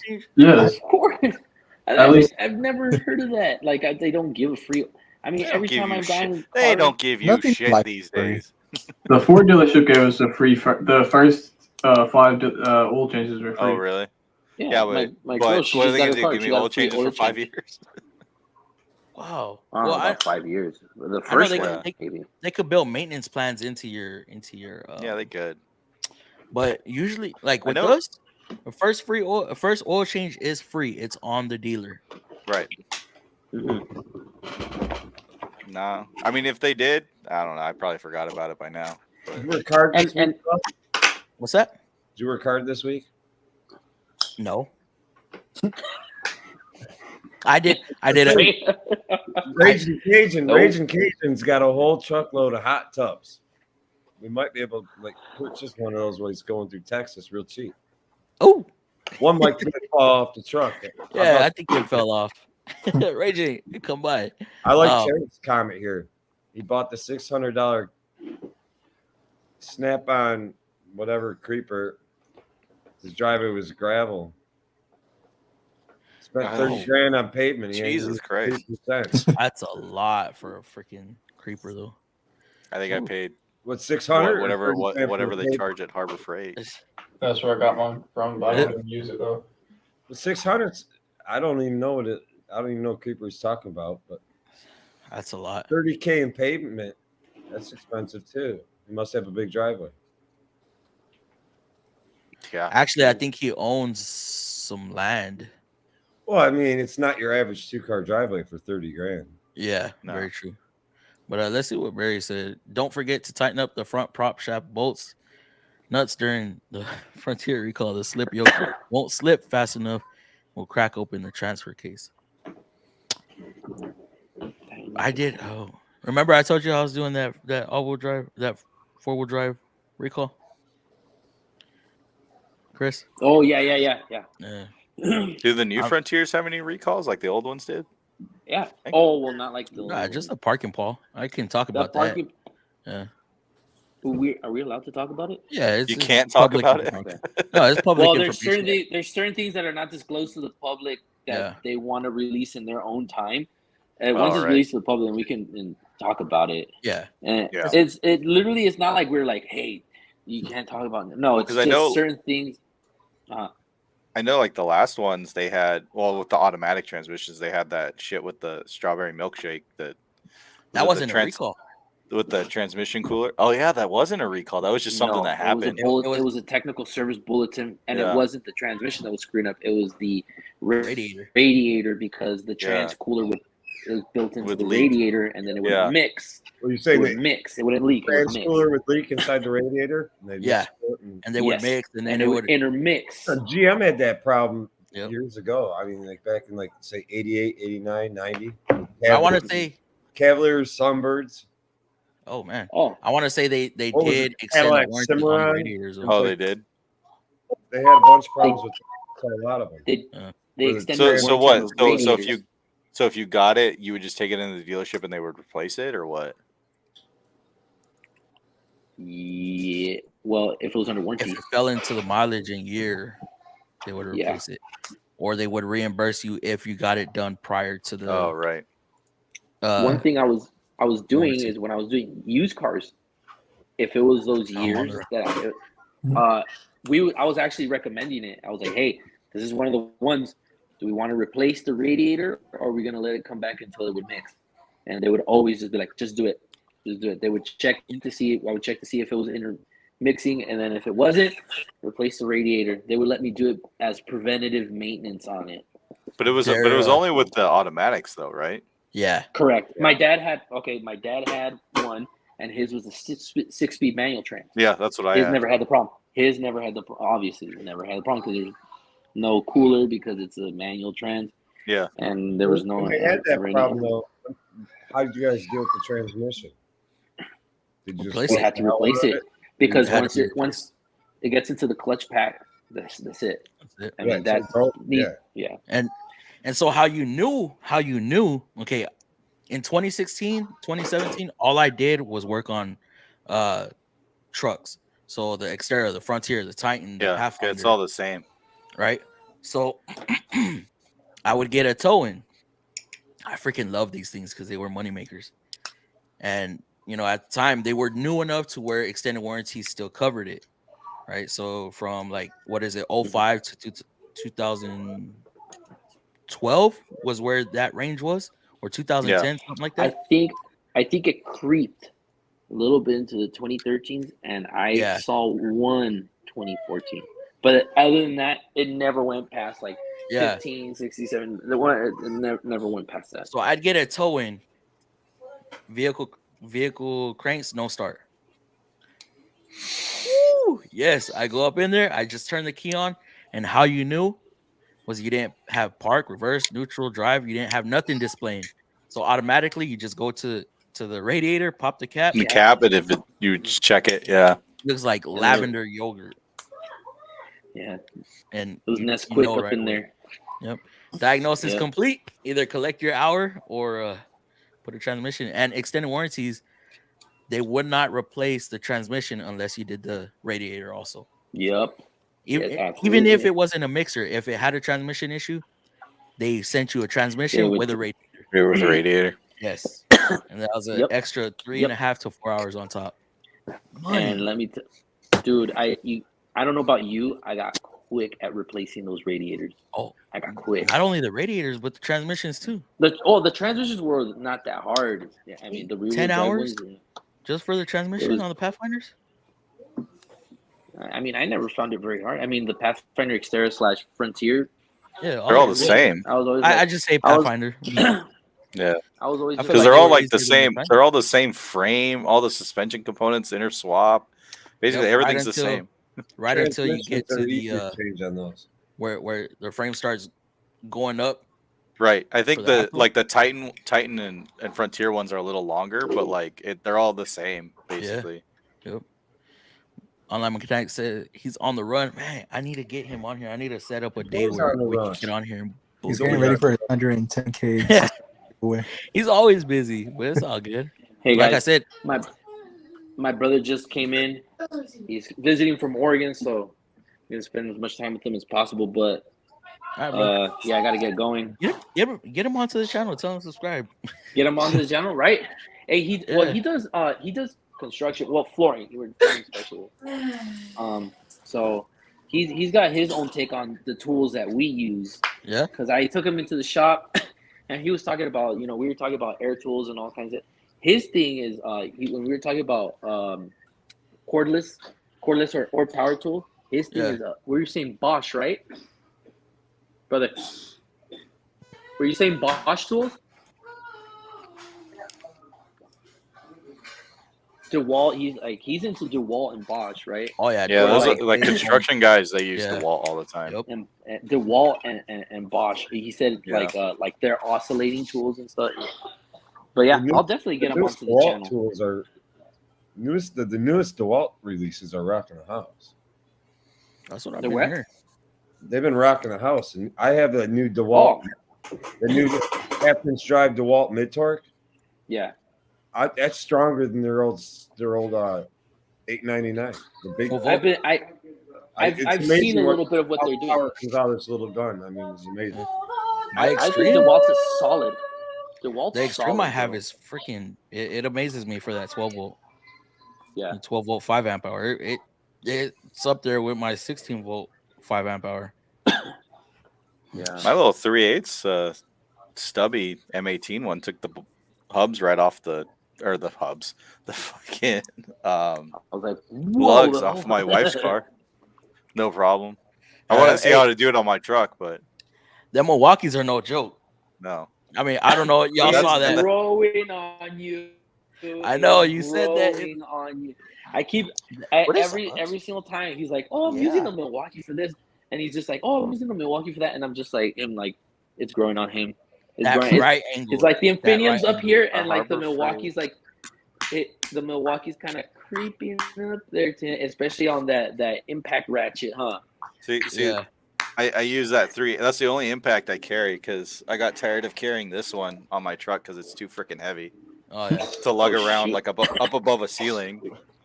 So I just That- carry that that- 3/8. But That right and then- angle is. No I want to joke. get one of those, but and then I got the snap-on 3/8 to half-inch Yeah. I have that one. adapter. That thing and is he's like, bulletproof. yeah, I'm like, oh, I need an impact rated one. He's like, oh no, this is impact rated. But I'm like, it's Yeah. not black. He's like, no. All of our tools are impact rated. They just don't say it's impact rated. Because if you buy, no. So this is what he was telling me. So he's like, okay, so they make the 1/2 inch to 3/8, the reducer, right? Mhm. That one is black, but it says on it not for impact use. Yeah, it's like a black chrome. Yeah, well, it's not. It's like that, the like an impact socket coating, right? But yeah, So- he's like, but it says on there not for impact use. Supposedly, every socket, every extension, so on and so forth, is rated for impact. It's a certain thing that they do to the metal that they say not to impact with. Yeah. I don't know if it's. But I mean, I'm not. like I'm the not strength using is this. there. The Yeah. strength is there, but I think this- it's this how thing it is- breaks. This thing is solid, right? Like, but I'm not using this every day. Yeah. With a 1/2 inch socket, it's whenever I need it because I don't have a 1/2 inch impact on my truck anymore. Sergio, let me tell you right now, I use that socket almost every day. Okay? Yeah. I've tried to break it. It will not break. It does have some marks on it from the socket, but I have these. I use only an impact. I use an air impact with it. Okay, I use an air impact, and that All right. my snap-on air impact, it's really freaking strong, dude. I take off freaking The all snap-on? I the gotta call you out on that. snap-on one, Gotta call you out. the on that. air one, air. Yeah, I know. That's the 3/8 and cordless. Air keep Mine, up with the I stuff. use it to take off The Matco stubby. pretty much everything. Matco stubby. Against the Matco stubby. Yeah, What about that it? thing is a beast. Oh yeah, I think I'm the sure only- there's another one that's stronger than it. But I'm saying for what it is, I've tried it. That thing I've never been able to break it. And Really? it's solid, All dude. right. Yeah. Yeah, because I needed one. If you do, I'll I be happened to amazed. be there. So, but I mean, I don't. Like I said, I don't it's use solid. it every day. It's just whenever I need to use the impact with a Yeah. 1/2 inch socket. So, I'll show rarely you. use I'll that show you the piece, setup that I have it on. I'll show where Oh, I use I- it. Yeah. well, I use it all the time because I don't have 3/8 sockets that go up to like inch and an eighth, 15/16 and stuff Oh, like yeah. that. So, I think the only time I bust out the 1/2 inch is on certain crank bolts. I mean, my 3/8 stubby zips them off if they don't 1/2 inch I have a use- stupid mileage, huh? It only on really stubborn bolts. That's it. Yeah. You use Other 1/2 than inch. that, I'm using my 3/8. Stubborn bolts are most bolts here, though. yeah. All right, guys. Yeah. I gotta get going. All right, Chris. Thank you. FM fam. See you, Have a man. good night, guys. Have a good night. See you guys on the next one. Enjoy that family time, man. Yeah. Yeah. Thank you. See you Yes, guys. sir. Well, the thing for us, if a bolt's rusted enough where it won't come off, we can just cut it off most of the time. So, Just take the sawzall to it. It's done. I know. Quick Wrench likes all that rusted shit. Oh yeah, born and raised with that crap. Ah, So I wanted this guy. Was it Turbro? Not Turd Bro. Turbro. bro. Sorry. He was asking if the Icon tools are better than Husky and Craftsman. He's looking for decent hand tools for somewhat I don't affordable know. price. I only have one Craftsman tool. Well, that's not true. I have like these old screwdrivers that are somewhere on my desk. But like I have a Craftsman ratcheting wrench that I liked because I replaced one of my 9/16ths that I lost, and for that thing is pretty nice. I would buy the set and not individual wrenches because they want like $20 a wrench. Yeah. But for the set, I think it's like $60-$70 or something like that. The majority of my tools are Craftsman. saw- So. Yeah, Hey, no, the Craftsman stuff is good, man. Like even the new stuff that everybody's like, oh, well, it's not made in America. Like It's still to me, good. it's Yeah. not good. Like from what I've seen and like holding them at Lowe's, like they seem pretty good quality to me. Yeah, I've been turning like Lowe's will take it back because they're. Yeah, But so I haven't had any problems with like not having a tool. yeah. I I've would not- never. I would not put the Harbor Freight earthquake power tools or any of that shit. No. There's- Same category. as Milwaukee. Milwaukee's been around. They're true and tested. Yeah. So they had a little setback with the 1/2-inch drive impact that they Recently. Yeah, but with the they Model took B care or of it. Model B. Yeah. They took care of it. Yeah, But see, went that's why viral. if it's not broken, yeah. don't fix it. But I'm but not I a think Milwaukee fanboy by any means. I don't really have hardly any. but I Milwaukee would tools. say they got my- a huge lineup. Some of their shit's been around. Yeah. It's tried thank to you, Bugs. proven. Hand it to me. Yeah. No, Harbor no, Freight's Remy. gonna come out with something new. Sorry. Yeah. Harbor Oh, Freight's thank gonna you. come out with something new, and they're gonna say compared to. Yeah. They always do. Milwaukee got this huge line of power Okay. tools. Well, I would say the other thing too, like the big thing with power tools is something I've noticed is like once it's kind of like camera lenses is like once you invest in a brand, you're invested in that battery line. So Yeah, like the batteries are the most expensive part of it. and that's Yeah. like the most important part, right? So like I don't say like people say like they have problems with M18 batteries falling out or like the M12 batteries falling out of tools. Like I've never had that problem. Other That's than like me underused. dropping a tool and it like flies apart, you know, it flies. That's the only time I've ever seen a battery fall off a tool. Yeah. So, but yeah, that's the big thing with like tools is like, okay, look at what the battery line has. Like, obviously, Milwaukee probably has like the largest selection of tools. Like, you have Yeah. everything from automotive stuff to drills and impacts, saws, all that stuff. So it's like, personally, I would go Lawn with Milwaukee. care. Lawn care stuff. Dude, they have Well, they have a battery. DeWalt's They have a DeWalt's lawnmower. got to be right up there too. It's just no. Yeah, DeWalt. DeWalt has a lot of good stuff too. DeWalt's got a Craftsman huge. has like some of the older DeWalt stuff. DeWalt Right. probably sells more power tools, cordless tools, than any other company in the world. Right. Now the But- issue with the M18s, when you're using that much torque, I say this because if you're working with a stubborn bolt, grab air. For us, grab air. It's Yeah, you have that option though. the damn tool shakes so violently when you're trying to impact something off, and it's Yeah. Yeah, you'd be shaking later when you go to put that screw back in. You'd be like, "Where's yeah. that?" and with pneumatic, it doesn't shake as violently, so it's more efficient at taking the. I don't bolts know out. what kind of air power you guys run in your shop, but it's also I've not met an electric 1/2-inch or cordless 1/2-inch drive tool that can outdo my air. Me either. Not even that. I'm 16 talking about I use an No. air cat. My air cat will blow away in Milwaukee. It'll blow away Oh, I'm sure. everything I've touched. But we're running 145 pounds of PSI in our shop. Yeah. See, and I know Torque Test Channel does all these tests and stuff, but it's not real world situations. Well, he does it at 90 PSI as the tools are rated. Yeah. But I think part of it too is like there's so much information out there. Like, oh, you got to use a 12 amp hour battery because you're gonna get. Dude, I'm gonna grab whatever battery's charged. I'm not gonna be like, oh nope, I'm doing this. I better grab this. Like, no, motherfucker, I'm grabbing. What I got? What? All right, I'm charged, gonna yeah. walk into my truck. I'm gonna be like, oh, okay, that one's charged. I'm grabbing that one. Yeah. Like that's it. Like, I don't care what battery it is as long as it's charged. All right, let me jump into the comments right quick. Sorry. Chrysler technician, no, the 2.0 Jeep is garbage. Charging Is that just the Jeep or is that all the 2.0 engines when driven on freeway? Yes, Barry. I've seen that happen on a Titan. I won't go too much into detail, but it was brand new. Don't know what happened. Propeller shaft came off and just tore everything up. State roll call, people. California here. Oh, state. Man, We're that was a talking lot of states. com- Texas here.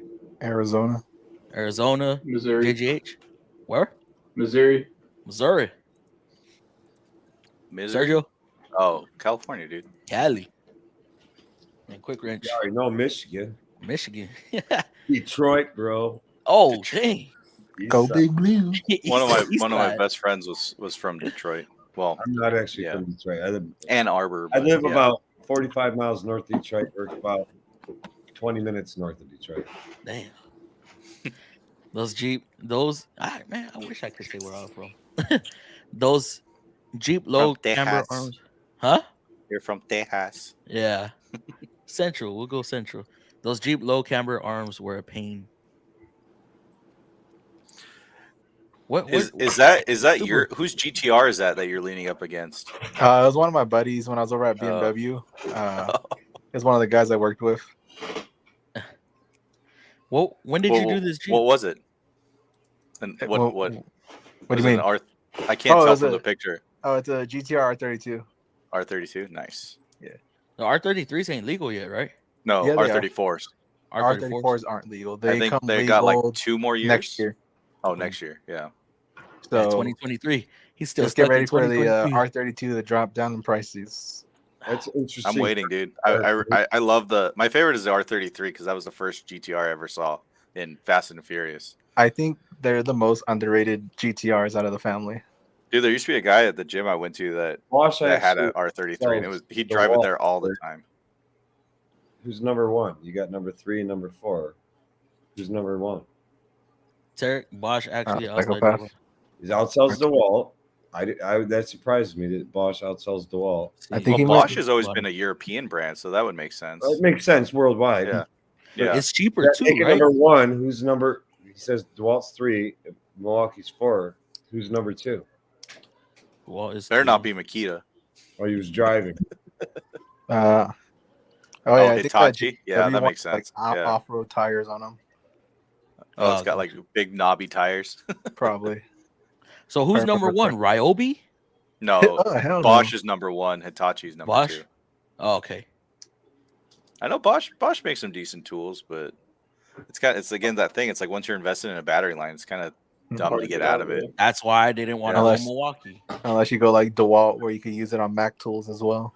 Yeah. Right. but Well, that's the 'cause Mac the- tool- Because The Mac it's the same- tools is just tools it's are just the same DeWalt. shell. Just Yeah. it says Mac on it.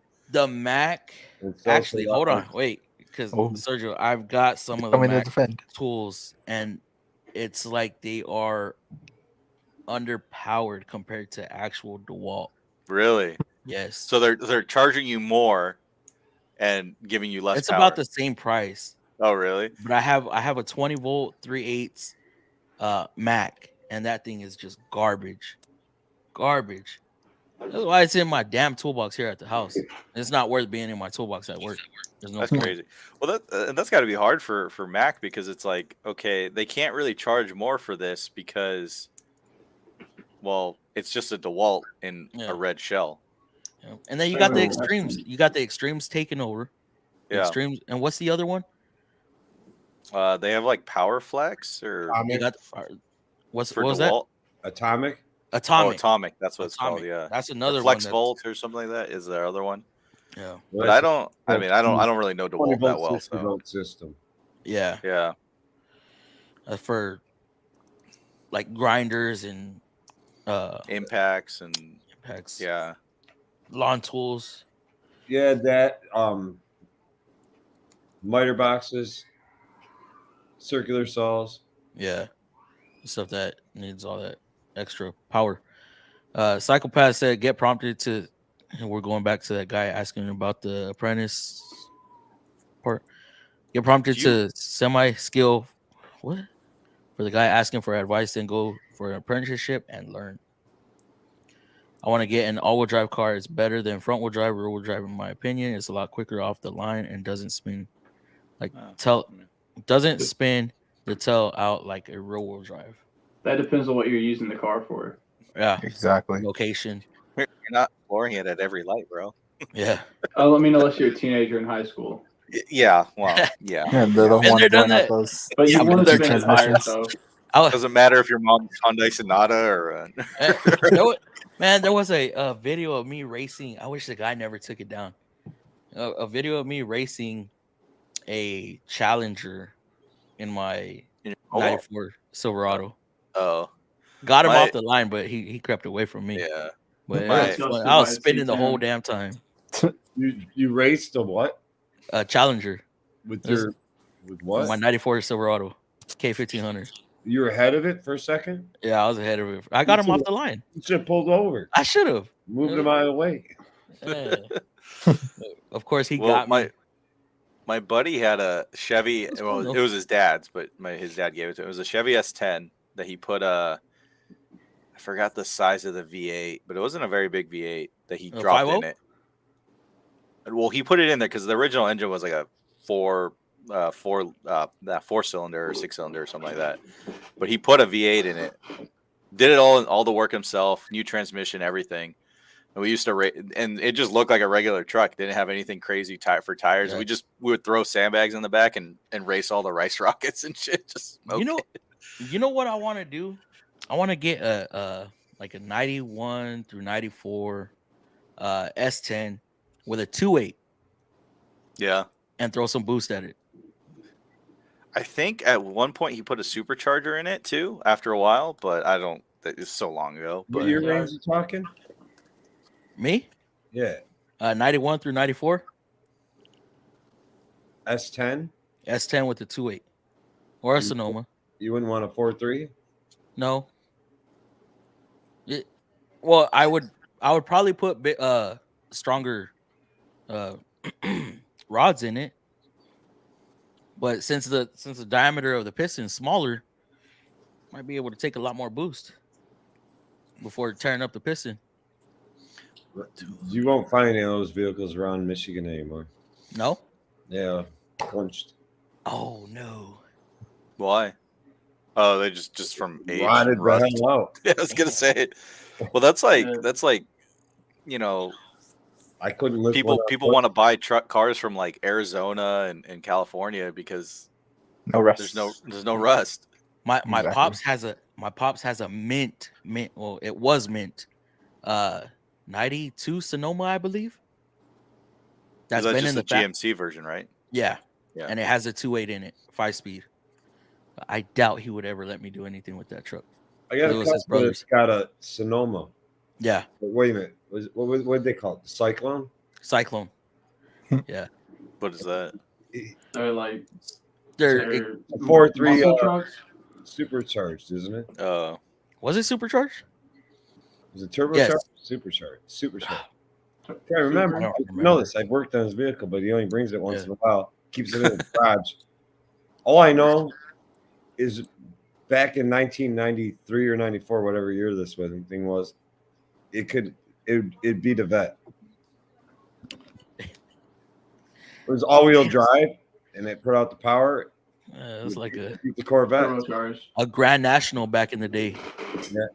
Grand National with the 3.8. Mm-hmm. Couple mods to that sucker. Those were mean.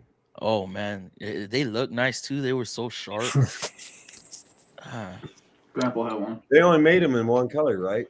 Black. Yep, black. Yeah, black. Eric Moshe said, "You and GT make me nervous about getting an all-wheel drive. I mean, to own, they're not bad. It's just To work working. on, To me, they're working pain. on them was a pain in the butt. If you're buying an old one and you're gonna work on it yourself, you need to think. Yeah, it's a whole lot of extra work for a system that you're not going to use most of the time, unless you're, of course, in snowy areas. Mm, But Yeah, still, I I see it. use it most of the time. Yeah, I got 4-wheel drive on my truck. I used it once to get off the beach. That's about it. that's it. And how often is that? The one time I took it One time? to Fiesta Island where you can actually kind of drive on the sand. Yeah. Well, that's See, just because I was parked kind of weird and I just couldn't get traction, so I just kicked it on real quick. And our got out. beaches here, they're packed. Where you drive, it's not. they're packed. See, but so technically in California, there's only one beach you can drive on, and that's Pismo Beach, and I don't even know if you can still do that. But there's here in San Diego, there's what we have. It's called Fiesta Island, and it's just in the bay. But you can park on the beach and stuff, but you can't tear it up. You can just park, and that's it. Tarek? Was that Quick Wrench? Tarek's talking about a Typhoon. That was a Blazer, wasn't it? The Typhoon. Unless we got those. I don't know. Unless we got got the Cyclone was a pickup truck. Yeah, Cyclone was like a muscle truck. And it was the Typhoon was the S10. S10 Blazer or whatever Yes. it was at the time. And then the Ford Lightning. Yeah, I want a 93 Ford Lightning. I said S10, right? Should I take up the offer to move my box into the shop 2 days earlier than my start date, or wait till start date? I'm worried about leaving it there and unattended. I would say drop it off beforehand. Yeah, drop it off at least. It's always better to day. be there to start right away instead of waiting for you to show up to bring your box. Nobody's gonna mess with your stuff. I'd hope not, because that's like a golden rule. Don't mess with nobody's box. He's starting a new job. Yeah, he's going to Toyota, I believe.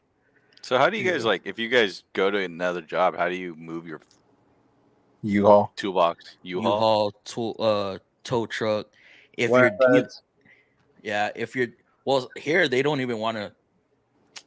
You got to pretty much bribe the tow truck drivers to move it, or have a friend with a flatbed or something. Yeah, I seen one guy had a truck and a trailer, but his trailer had airbags, so it lowered to the ground, so it was easier to load the box in. Oh, nice. Oh, nice. What was that, Quick Wrench? The mayor's what kind of box you have and how picky tow truck drivers get with it. Yeah. And if you have some massive Snap-on Epic, you can be like, "Nah, dude, I'm not taking." No, he'll take that, no problem. If you have a Matco Success or something, be like, "No, that's just gonna bust all up on my back of my truck." Hey, hold up. No. Wait. Nah. Yeah, so all the welds are gonna break. Nah, it's opposite. Have you watched the videos, man? First bump, it's just gonna fall apart. That's opposite, man. Dang. Most of the flatbed guys are pretty cool around here, as long as you call the right company. They know how to strap it up right and do all that, and they'll transport it, no problem. I seen a box. It's a bitch. It's a bitch to take a box that's loaded, like mine's loaded, and try to push it. It takes 4 guys to push my box up the freaking ramp up in a U-Haul. We had a guy switch shops in our shop, from the main shop to our fleet department, or to our truck shop. I was in truck shop, and they were moving his box back into main shop because he was just helping us out. They called a flatbed for his box. He had a 5S 3-bay with the chest on the side, so it was technically a 4-bay. The tow truck driver, I don't know if he was new or not, but the truck's at an incline, right? The ass end is up a little bit. So instead of chaining the rear of the box, the rear wheels of the box, instead of chaining it and putting tension on it, you know what he did? He just had the cable holding it, and then he lays his bed back down. It rolled forward. He got scared, tilted the bed back up. It unhooked and fell off the truck. That's gonna suck. Yeah. And then after that, I believe the guy got fired because they had to pay for the box. Mm-hmm. It was like $12,000. Coworker got $12,000 for that box, and he kept it. My toolbox, stands right now. My toolbox has got away. I'm gonna guess 7,000 pounds, maybe. Yeah, they're heavy. You got a Snap-on? Yeah, Snap-on Master Series. It's old as shit. That's my primary box. Snap-on Master Series with a hutch on it and a side locker. It's a 54-inch main box with a hutch and the side locker, and it's packed and stacked. It's loaded. Damn. It's a bitch to even roll through the shop. Ow. I know. You roll that thing through the shop?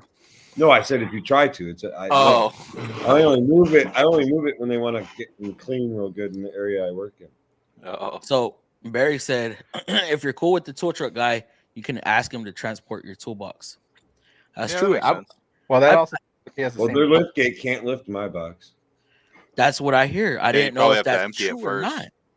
Yeah, if you got a load in it, they can't lift it. They most of their lift gates barely handle the empty. Yeah, lift gates don't really hold that much. But I've seen them unload a box with a hutch and a locker. Yeah, but a hutch doesn't weigh.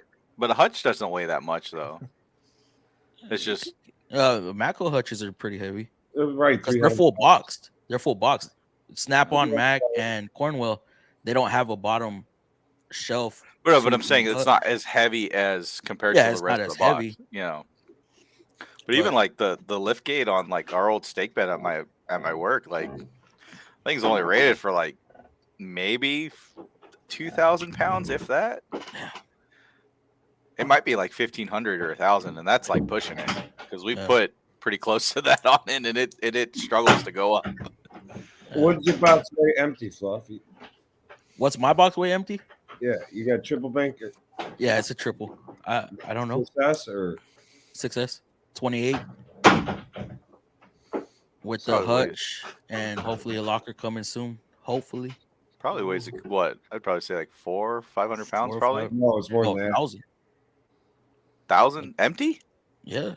No I don't know. I'd have to look. They're not light though. How long is it? 73. I'd say it's probably in the range of 800 pounds empty. I think so. Let's see. Jeez. Let's see if I can look it up. Shoot. Give or take in the range of 800-ish empty. I thought I could have sworn my 5S was like 1,200 empty. I didn't think they were that heavy. I could have sworn. I'm gonna look it up. All the Snap-on Mac and Matco toolboxes are all very heavy. If you're going 6S is a high-end box. Yeah. Master Series Epics would be high-end Snap-on boxes. You know, the Mac maximizers and shit. And actually, I don't even say how much it weighs. Is going to be heavy. Using higher gauge steel, tons of welds, right? Quality glides. It adds up. Yeah. Now they don't even say how much it weighs on their website. You looked it up too? Yeah. Yeah, I don't see it. We'll look up equal Snap-on box. It'll probably tell you how much it weighs. Yeah. Which one? I don't know. Pick a Master Series or an Epic 70-inch. I don't know if they make one that's 70 inches. Those are 84, 68, 50 something. Okay, so triple bank, 72-inch, 18 drawer, triple bank, stainless steel top. See, 29 inches deep, 47 and a half high, 1,052 pounds. That's a Snap-on or a Mac? That's a Snap-on triple bank. 1,300 pounds, maybe just a box. I'd have to say Matco is probably close to the same weight. Yeah. An Epic 60-inch 2-bank weighs 700 pounds. 774. Yeah, I'd have to say they're all pretty close to each other. I'm gonna have to look tomorrow. Now you got me curious. I actually think the Matco weighs more than Snap-on. Yeah, because they got a little bit more supports in there. Well, they got what they call their T-frame structure. Yeah. That's basically the only reason why I went with Matco, and I thought they were more eye appealing at the time when I got mine. Because one problem I got with Matco toolboxes is up here in Michigan. I see a lot of rust on them. Yeah, you got rust on everything in Michigan.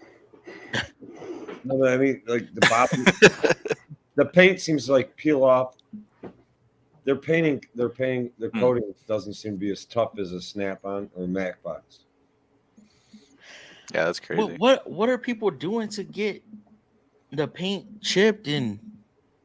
It's when they're cleaning our floors. whatever soap is, it seems to be Eating it. Okay, pretty so nasty shit. it's the bottom. It's So I know Matco sells corrosive. The soap that they're using to wash the floors is corrosive.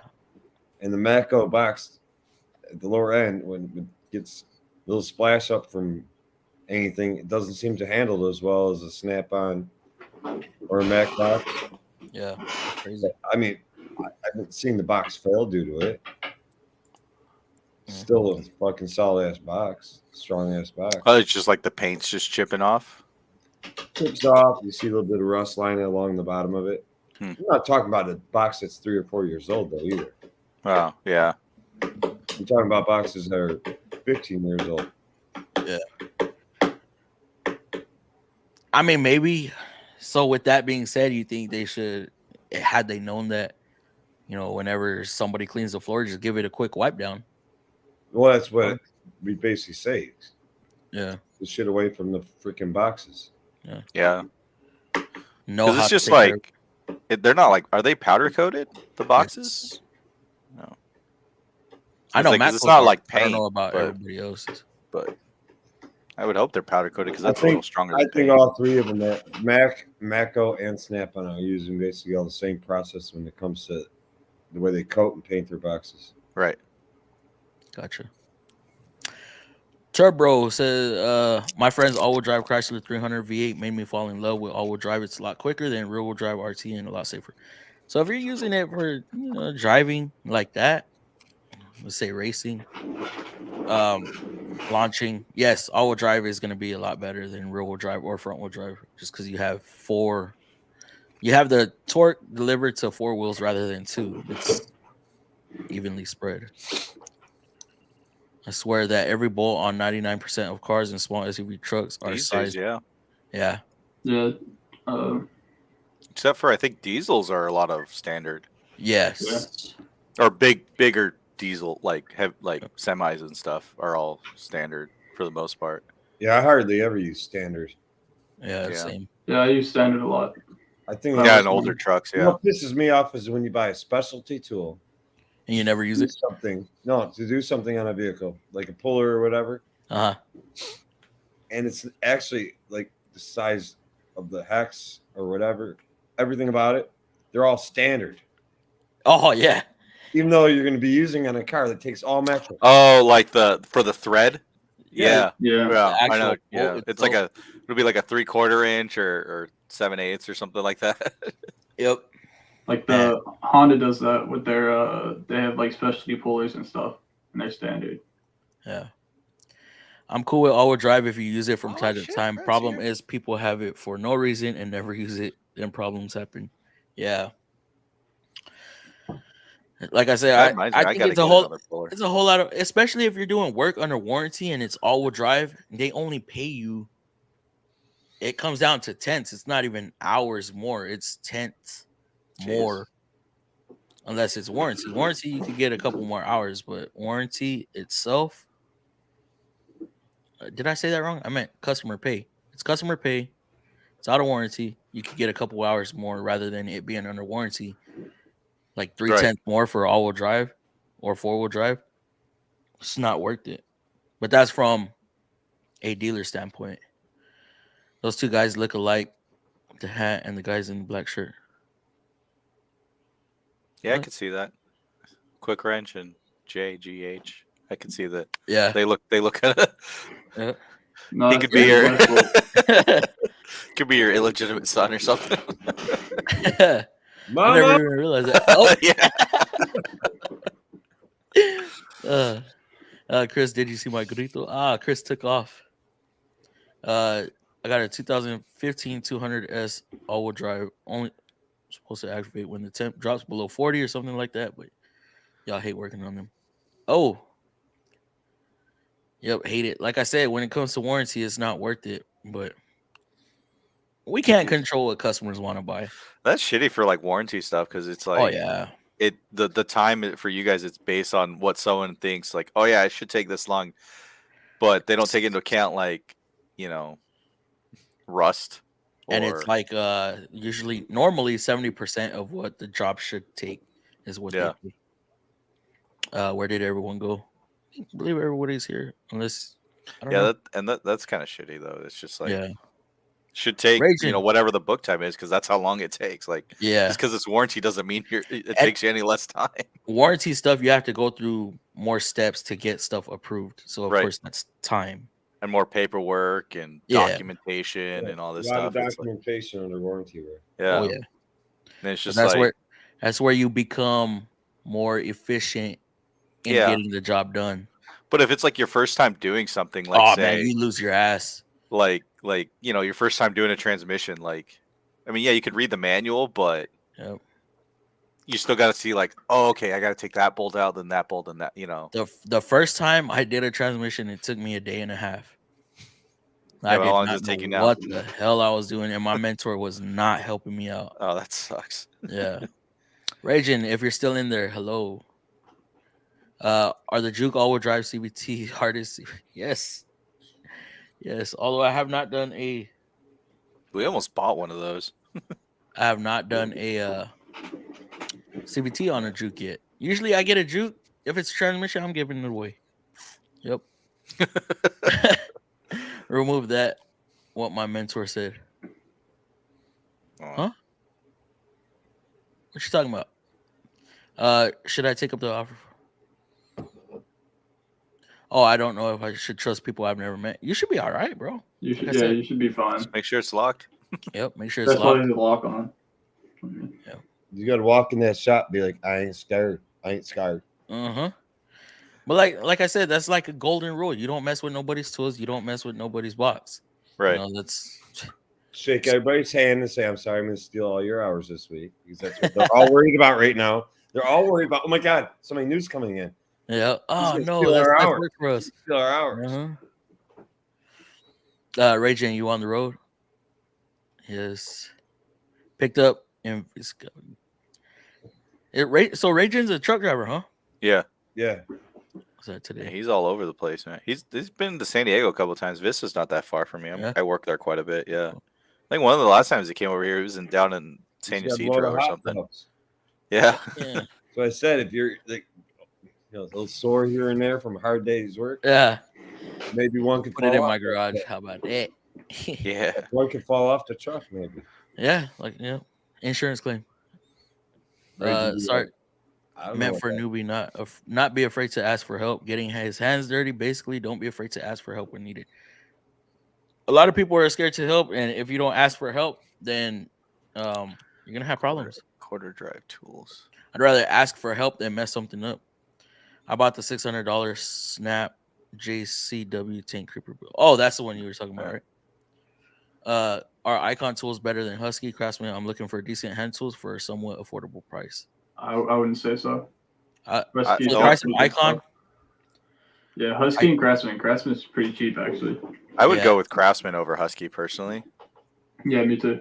If Icon if I were going to choose between those two, I have like an Icon. I have 3 Icon ratchets because I needed a flex head ratchet for a job, right? So I have 2 3/8 and a 1/4 inch. I fucking hate those things. I never use them. Icon is barely cheaper than off of any of the trucks. Yeah, Barely cheaper. It's I think almost their 3/8 ratchets start at like 30 or it was like $40, I think. yeah. You're It's better like off the with basic gear one. wrench over Icon. Yeah, gear wrench is good. I have 3 gear wrench sockets, and those are I like them, and I like the gear wrench ones too because they have a thinner. The thickness of the head is really thin Yeah. as compared to like a regular ratchet. Our Budget Harbor wise, Freight though, parts was just as good as Milwaukee. But like, gear What was wrench your is take on kind that? of go expensive. What was your take on that quick wrench on the earthquake? Oh, I think Milwaukee would be the way to go if you Milwaukee. go on any of those lines. Just for longevity's sake. yeah, The longevity. Earthquake sucks. Milwaukee's Like, got the battery lineup. reliability They got tons of tools. What about that other? What's that other one? The blue and black that Harbor Freight has. Hercules or I think that is the earthquake. Hercules. Oh, Hercules. Yeah. Hercules. Hercules. I've heard Hercules people is- saying good thing about them. I'm sure they're. I know they're a decent tool, but how long are they going to last? I would say Yeah, how Milwaukee long- over it though. Or they change it? How long I before know- they change the battery? And how many batteries? How many tools do they make that take that battery? They got a good lineup. They do have a decent lineup, but nowhere Milwaukee's near got a as huge much as lineup. Milwaukee. DeWalt's got a huge lineup. If you want to even go with something useless like a Makita, you'll get a bag that's useful with your tools. That's like that short I make. The only useful thing Makita makes is that bag. I think that was the first power tool set I ever bought. Makita makes some pretty good tools. It's just I think they're losing their popularity. Yeah. Craftsman's not bad on power tools. Just as long as they're brushless, they're fine. If they're not brushless, they're Well, Cobalt, the Lowe's brand Cobalt tools. I don't know who makes them for. I think those things are rock solid, man. It's one of the manufacturers that makes them for like. He hasn't. I'm not sure who makes them either, but I know it's like the company that makes them makes power tools for like one of the other, like, I don't know if it's one of the tool truck like Matco or something. It's the same one, but I doubt it. But Stanley makes Matco. Stanley makes Matco, DeWalt, Craftsman. That's weird because Stanley owns Mac. Matco. Oh yeah, that's what I meant. Well, not Matco, Mac. Yeah. Mac. I got it mixed up too. The Infinity line of cordless tools is made by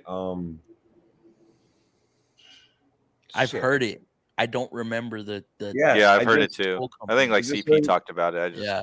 I forget the name of the company that makes it for them, but yeah, they are based out of Taiwan, and of course the batteries come from China, but so do Snap-ons. Yeah. I think the only batteries coming from China. Yeah, that's because they have the facilities to actually make them, and they don't care about the environment. So, I had problems with M18 batteries, and I had my half-inch, the one with all the problems sent to warranty, not happy. Oh, on the batteries. That's what I said. Like, you know what? I think it's just how much how it just freaking vibrates. It knocks the batteries loose. Danaher made Matco. Okay. I got offered to move my tools into the shop earlier than my start date. Should I trust leaving my tools? Robert, you should be good. Yes. I would say so. Just make sure you lock up. Yep. I had charging problems with M18 batteries. Oh, the 3.8 is mainly what everybody likes. But as a new technician, all you got to do is shake everybody's hand and say, I'm so surprised I got hired considering I spent 20 years for voluntary manslaughter. Bosch actually outsells DeWalt. Okay, we're getting into this. DeWalt is and Milwaukee is fourth. DeWalt is third. Quick wrench.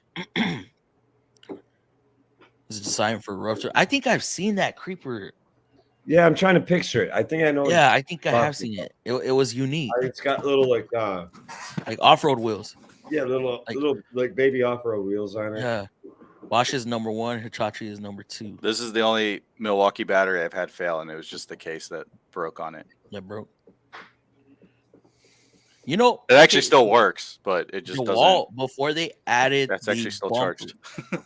Before DeWalt added the bumpers on their batteries, those cracked like crazy. Also, really, the Craftsmans don't have those bumpers, and they crack like crazy. Yeah. Yeah, if I could get a new case for it, I think it still would work. It's just I have a bad habit of setting my power tools on the arm of the lift. Sometimes I don't set it right, or I'll set it on a clip or a nut, and then I'll let go, and it'll just tumble. My problem is I always leave them like on the top of the ladder, and then I'll turn around and like knock it off, or set it on like T-grid and it just falls. Yeah, pretty much. What tools would you recommend at Harbor Freight, and what not to get from there? I wouldn't get anything that you're gonna put through hard use. Yeah. So like if you're using like combination wrenches, cool. I have sockets from Harbor Freight that I use a lot that I have not broke yet. The impact sockets from Harbor Freight are really good. They're pretty good. Are you the Pittsburgh ones or the Icon? Yeah, the Pittsburgh one. I've never cracked my 21. I don't know, like I have. Yeah, the only metric impact. Well, technically, the only metric impact sockets I have are from Harbor Freight. But one set is the shallows are Icon, and then because I had a coupon, and then the deeps are the Pittsburgh ones. But I don't ever fucking use those. So. So my 19, I have my 19. See, it's funny because I have Mac precision torque sockets, Mhm. half-inch that I never bust out. If I'm using my half-inch impact, it's a 21, a 19, or a 7/8. Right. And that's what, just for Or wheels? 3/4. The wheels, 7/8 was I would use that in place of a 22 when I didn't have a 22, and then the 19. So I've never cracked one.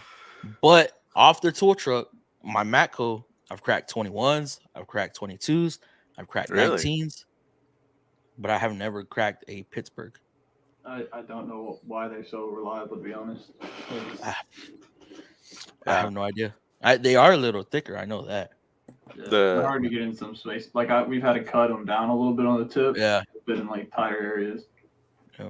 FlexVolt makes some legit power tools. My gripe is the batteries not only expensive as hell, but they have short life compared to the other lithium. I wonder if that's because of the power output. Typhoon. There is a Typhoon for sale locally, and the Cyclone were faster production trucks up until the Lightning. I love the Lightning. I want a 93 so bad. Oh my god! I think those things are ugly. The what? The Lightnings, I think those things are ugly. Yeah. Not for the 2000s one. 93s like my truck. Oh, the little more boxier ones. Yeah, I like them. Yeah. Okay, Oh. I can agree with that. Yeah. Any square body truck from the late 80s, early 90s. Yeah, those are nice. Yep. But yeah, the ones from the 2000s, Yeah, I oh, think those they're things are ugly too, so to be honest, ugly. dude. They're fast, but they're ugly. Same with Fox bodies. I hate those things. Oh yes. Honestly, it's grew on me a little bit. No, those things are the ugliest things, like ugliest car I've ever seen in my life. Yep. The speed though, the speed you can get in this thing. They were still slow. But we got a guy only that has because a they don't weigh 4-second anything. one. Yeah. He's got a 4-second Fox body. Yeah, Yeah, that's but how all much money you modded got to up. drop into that? Like 20 grand. Yeah. Dom, I love Ryobi. Dom, what's up, bro? I have no take on Ryobi. I've never used Ryobi tools. From what I've seen, my neighbor, he has a Ryobi, like, I don't know, what do you want to call it, wood chop saw type deal. I don't know saws, man. I don't. Yeah, you go like that. It's got the big old wheel. Yeah. He's got one of those, and he used to do a lot of woodworking and stuff. And he's actually got a big flat saw, but it's, or a big table saw, but it's covered in stuff. Ryobi's another TTI product. Yeah, but I've heard Ryobi is actually pretty good. What's that YouTube channel? Mighty Car Mods. They always use Ryobi tools. Yeah. I think they're sponsored by them, but I mean, they always use them and don't seem to have issues. But black is the most common color. They could be ordered in a handful of colors for what? Oh, he's talking about the Grand National. Really? I've never seen. I think I've seen a black and blue. It was a two-tone. See, I thought they were only black. The only ones I've ever seen have been black. So. What are you using the tools for?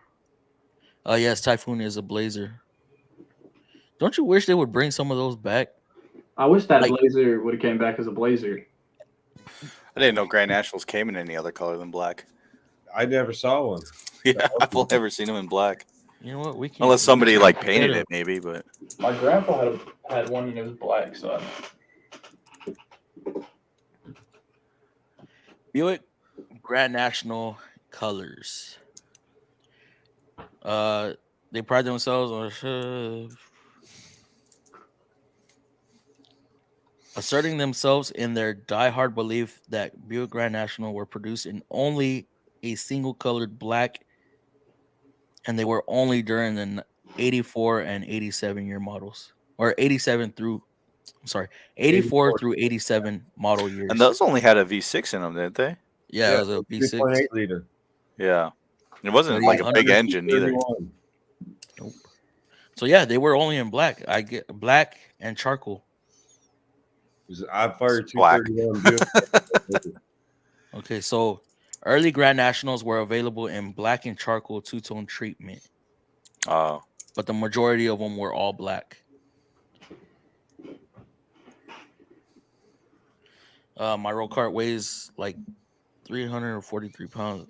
That's pretty light. Damn. I have a big. I don't even know what my roll cart weighs. Do you even roll it around? You said it's so full of Hell screws you can't no. even move it. Man, Roll cart probably weighs 600-700 pounds easy. mine. I think like the Harbor Freight one weighs It like probably weighs 4. 400 pounds empty. It probably weighs what? Yeah. 400 pounds empty, 300 pounds Yeah. empty. The Harbor Freight one that's kind of like the same style as like what you have, Yeah. Fluffy. That one I think weighs like 400 or 500 pounds empty. You talk about the new full drawer roll cart? Yeah, the one that has like 6 or 7 drawers, whatever it is, and then the Honestly, lid. One of the techs I work with bought one of those. That is a hell of a cart for the money. Yeah. Yeah, that's what I've heard. Like they're great. Yep. Actually, like I drive around a lot, and I like I drive around a lot of auto shops, and I look inside to see what kind of toolboxes and carts guys have, and it's like I see a lot of those Harbor Freight roll carts, man. I want to buy one. Just the service cart. I don't need nothing with. Oh, really the smaller one, yeah. Yeah. I want one with the So- work top. I need to buy one. Yeah. Using tools for basic maintenance and light work on cars. You should be I good think I with already told any- them. Tecton, bro. Like honestly, Tecton's good, and if you order from the website, you get 10% back. So Oh wow, not Tecton's terribly pretty pricey. solid. Which one? Tecton's pretty solid. Yeah, that's what Sergio was saying. Capri's another good choice. yeah, Capri, that's another one. Yeah, My thing is just paying full pop for I was gonna say toys, but tools. I Astro use Pneumatic is a good source too. Yeah. Which one? Astro Pneumatic. Oh, yeah. Well, that's they well, make even a lot of tools for Mac and Matco too. well, like Tecton, like you can buy a 1/4 inch, 3/8, 1/2 inch socket set, like full socket sets, $450 That's not bad. with cases and everything. I've heard of it. People talk good about Tecton, but I don't know where to find them or how much. Doesn't Got a website. got a I think they website, only right? sell on their website. Okay. Also, if you order from it, you get 10% back. I was able to put my 30-inch 4-drawer toolbox on the back seat of my car. Cut your muscle. Damn, what the hell? What is Is that? that your Snap-on? This is a set I bought for the house. Damn, son. Is that a magnetic Yeah, it's actually holder? Yeah. Wow. Oh, damn, that's nice. Paid a Those premium are for that? These are the FDX sockets. Oh, okay. FDX. What is that for? What is that? The FDX. They like almost are like in the perfect fit for whatever size you're saying. Oh, there's no like slop in them or anything. So if it's painted, it's a painted fit. They say they're not for everyday use. Right. They say they're for damaged fasteners or fasteners. That Show me the opening. Like put one up close. I'm trying. Like some use them as stupid.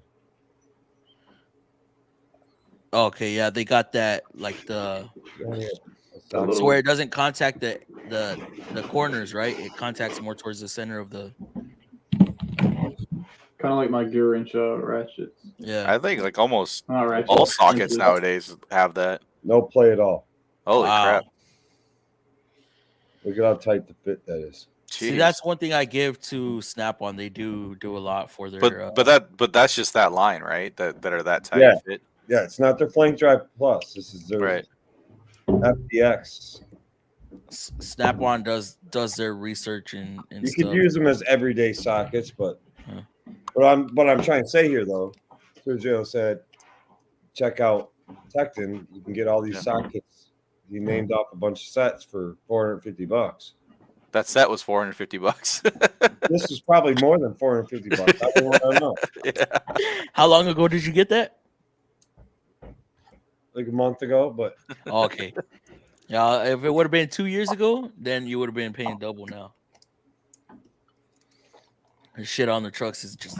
well, I know I sent my Snap-on air hammer out for repair or rebuild. It's $125 flat rate fee. Yeah. They sell the air hammer. Mine's what is it, 20 or whatever the part number is of the long barrel air hammer. The newest one is a B. It's painted red. Yeah. It comes in other colors. Mine's the old-fashioned aluminum plain color bullshit. I've had it for like, I don't know, like a long time. I bought it in 2009. They sell that same air hammer for, I think he said it was $568. What do you think I Jeez. paid in 2009 for my air hammer? Maybe like 150. 250. 150 to $200 maybe. I'd say 250. You're close. 229. Jeez. Yeah, it's insane. Like 229 and then the same thing as almost 600. Yeah. it's like Well, and it's crazy too. It's like, and it's not just the trucks. Like you go to their Snap-on's website, they charge you the same price. It's Yeah. just the way they You did. ever gone to Snap-on's website and looked up at like 2.5-inch drive impact sets? Oh yeah, they're Yes. like Yes. $2,000 each. The $50,000 set, $25,000. Yep. And what is it, like an 8-piece? It's like a 7 or 8-piece set. Yeah, it's Not very nuts, big. dude. I think each socket's like $7 That's what our grand. government spends their money on, and I know they get a better price than what's listed, but You'd be surprised. Only took the tools and so I'm All sure the they're tools- only made for. and pay from Snap-on. Yeah, that's got to be some like oddly specific. Did you? It's for Application. government of some type. Yeah. Probably naval use, bridge work. Yeah, it Yeah. has to. Something that big. Yeah, it's like that. That's Alright, like a super. very specific. Fred, what's up, bro? What's up, FM fan? How's it going? I know Snap-on has a lot of contracts with the federal government. Well, too, the big thing with the government is like, so like the military, right? They have to use, unless there's no other option, they have to use made in America equipment, basically, right? For everything. So that means mechanics, like the Motor T guys, they all have like Snap-on and Mac and stuff tools because they have to. Or Williams. There's a lot of Williams too. Were y'all in here when I had Nunez on here? The aircraft mechanic. Oh yeah, I think You so. remember he was saying Right. Yeah, they don't use any impact sockets. no, that they if you're an aircraft mechanic, you are not allowed to use cheaper brands. Yeah. Well, it's a liability thing too. I mean, Yeah. think about it. You got 300 people in a big metal tube in the sky. Yeah. So like Snap, they want you to have higher brand tools. Yeah. Well, like I remember when I was in the Marine Corps, the last unit I was in, there was a bunch of mechanics there to work on the Amtraks, and the Snap-on guy would come like once a month. Yeah. And that was my first experience with the tool truck. And even then I was like, I remember I asked him for a set of Allen keys. He's like, oh yeah, they're like $90. I'm like, yeah, fuck that. How often do you guys use 1/4-inch drive tools? Not All the time. I don't really. Honestly. Yeah, it's just a big one for me. got to rip It a lot is of dashboards rare. out. It is Depends me. depends on what I'm doing. If I need bigger than 9/16, then yeah, you'd have to use a 3. I do a lot of dash work. So quick wrench. Yeah, but that's the issue. Our dashboards are held in by a bunch of Phillips screws. Really? Yeah. Nissan And still have a lot of Torx. Phillips and what P20 Torx, isn't it? Yeah. So we don't I don't use 1/4-inch drive. I could take a dash out with just my screw gun. That's crazy. Yeah. And you'd be surprised that it's like 20, 30 screws that hold it in. You would imagine it's held in better. Yeah. Nope. And like Psychopaths, bumpers are held in by Right. clips, by plastic clips. That's surprising Yeah. because don't use the 1/4-inch. older stuff is like 9/16 bolts holding them in. Yeah. What's going on, Fred? It's crazy out there having a good time. I'm gonna have to go. Yeah, no worries, man. You're I good. hope y'all have a good rest of the stream. Oh yes, you too. Have a good weekend, actually. You too. Later. Talking about the Later. 1/4-inch stuff, you could probably get away with if you want to stay cheap, hands-on mechanical, 1/4-inch set from Harbor Freight. You could probably get away with. Yeah, because you're not really putting a whole lot of their little fancy 1/4-inch drive. Yeah. Harbor Freight brand 1/4-inch ratchet. Yeah. You probably Hell, even that you're on the not putting tool a lot of truck. torque on anything 1/4-inch. Oh, No. even that on the tool truck is a little pricey. Little pricey. 1/4-inch drive snap-on ratchet is like what, 150. You know what gear wrench sells is I just bought it. I made a short about it because I put it in a pack out box, but it's a little Dynamite. 1/4-inch set. It's standard and metric, but it doesn't have shallow or deeps, which kind of sucks. But but it has like a long flex head ratchet and it's got a little short flex head ratchet and a bunch of bits. And it comes in a little blow molded tray for like a toolbox, and that was kind of what my short was about because I hate that tools come in all those, and I have to figure out solutions for my work. But yeah, but yeah, when you're putting everything in the pack outs. Pack out, yeah. But I mean, hands-on mechanical Sun X mid torques. That's a solid set for the money. Yeah. Now Matco is made by another company. I don't know who makes Matco stuff. It's many companies. Various companies.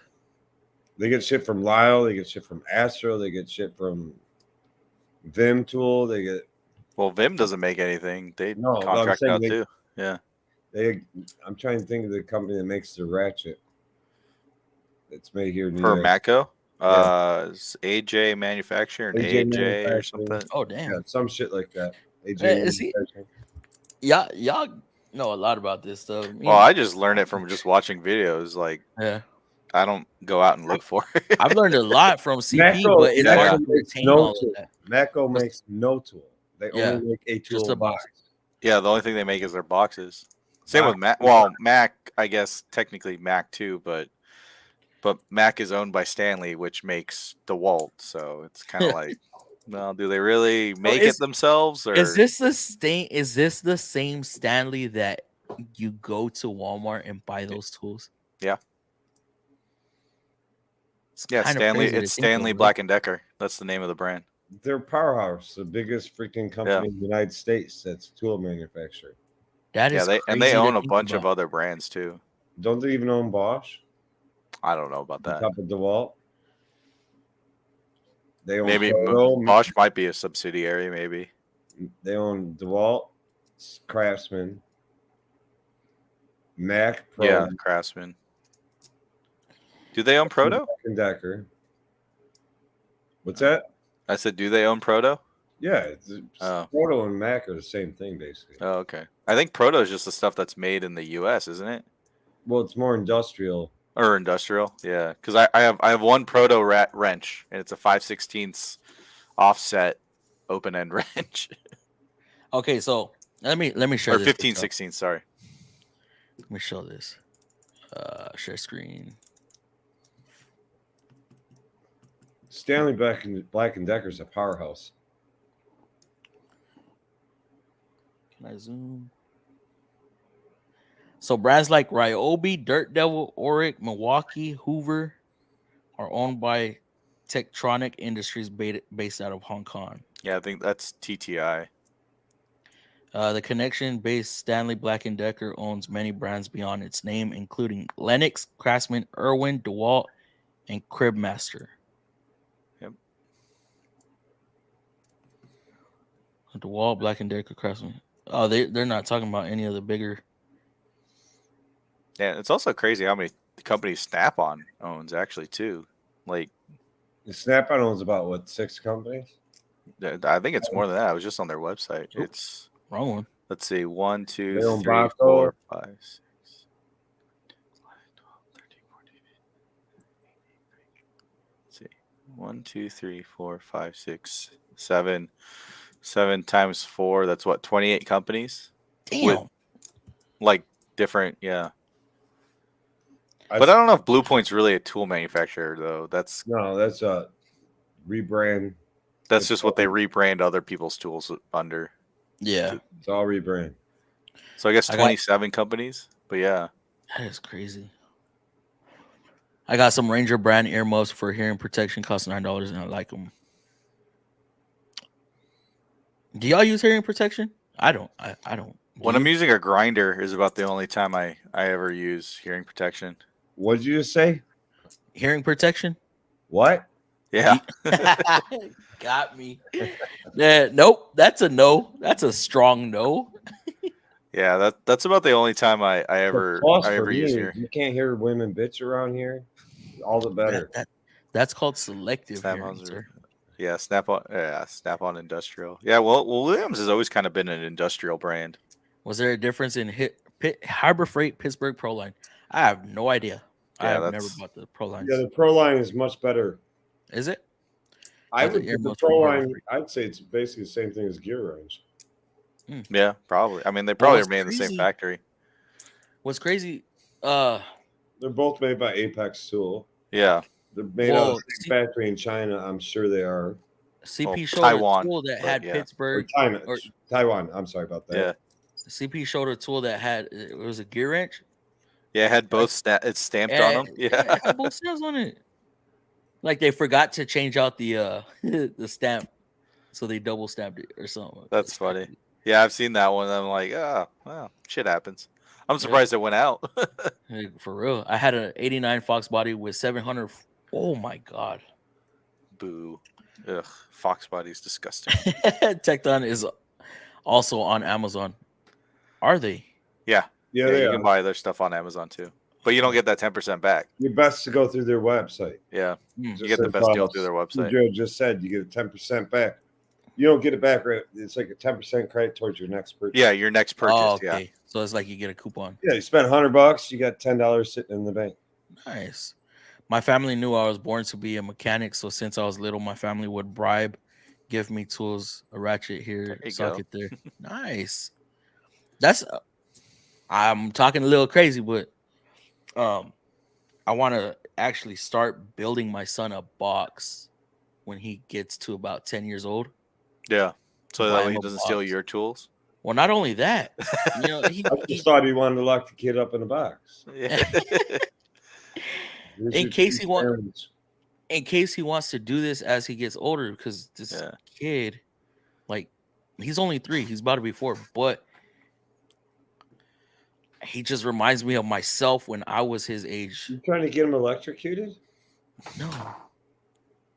By the time he's at work, I know. He's gonna have hover fucking cars, man. Or maybe I'll have my own thing going here at the house. I don't know. And in that case, yeah, so he don't grab my shit. We're gonna be like the Jetsons in like 20 years. Oh man, I hope not. I hope not. A lot of stuff you find on Amazon. Me too. I will never have an excuse being late at work again. Yeah. I just think about setting him up or just to have in his garage that way. I don't know. Yeah. Give it to him It when doesn't he's hurt. 18 here. What do you think about the whole electric car thing? Hate it. I wish they'd it's gonna stop be- the idea. I think gonna be- eventually, maybe it's not gonna in our be- lifetimes, they'll take over. Was that quick I wrench? think initially it's going to be a complete failure. Yeah, I don't think like I said, in our lifetime, I don't think it's going to take over. Like, not to pick on a manufacturer, but like General Motors, I'm just throw up a manufacturer. I could do the same with many of them. Yeah. Like HID headlights. Yeah. You know, why do I have to tell a customer it's going to be like $700 to get your headlight working again? Because don't you have to replace like the whole thing? Well, the bells went to shit. The bulbs went out. Blah, blah, blah. I mean, we can't even get that electrical shit working right, but yet we're supposed to. Well, now, you know. By the road, and we don't have a power grid to handle that electric. That's the other thing. Yeah, it's like we don't, especially in California where they were actually well, I think other people said this too. Like they backpedaled a lot on it, but because like every summer they're like, oh, you can't run your air conditioner between 4 and 9 because it's gonna cause everything to you're gonna have blackouts and stuff. It's like when you want everybody to have an electric car. Yeah, they're tripping, and they're saying that you can't charge. They're running ahead of themselves. Yeah, like build the infrastructure first, which you'll screw up anyway because you're California. But yeah, they build it first. We'll screw up because we're America. Yeah, that too. I've come to the conclusion we're only good at one thing: screwing up, and being winning greedy. wars. And being greedy. Starting wars. Yeah. I mean, now we don't. Right now, you don't even have enough hazmat uniforms to fix Washington. Yeah. I mean, I not to get political. All this like, I am so sick and tired of hearing about classified documents. Oh my God. Does Yeah, anybody realize that if the president of the United States, whoever it may be, is sitting in the Roosevelt room at the White House with any staff members and they decide they don't want to eat something out of the kitchen, they just want freaking pizzas. They say, Secret Service, we want pizzas. And Yeah. give us some fucking Captain of Coke too and some Coke. That receipt is classified information. Yeah. But that's been And news media is trying to make it like, oh my God, they're giving away our biggest secrets. And it's just whatever it's funny because a lot of like classified and secret stuff. It's whatever they deem. It's not like anything crazy. Most of it either. Everything that crosses the White House originally is classified. Classified, right? Originally, it's classified. That's been since there's been a government. Like Fluffy goes to the store tonight. He buys toilet paper. That's classified information. None of our business if he bought Charmin or Northern. Not our business. I recently got some Sun X38s mid-length impact sockets, 8 to 22. Really pleased. Hey, that's a good. No skips. Hands-on mechanical. Is there skips or no skips? That sounds like a good set. 22. That's a weird thing too. Like you guys buy socket sets and it's like, it's missing like 2 of them, even though you're probably never going to use it. But it's like one of those things. Like, but why not just throw it in there?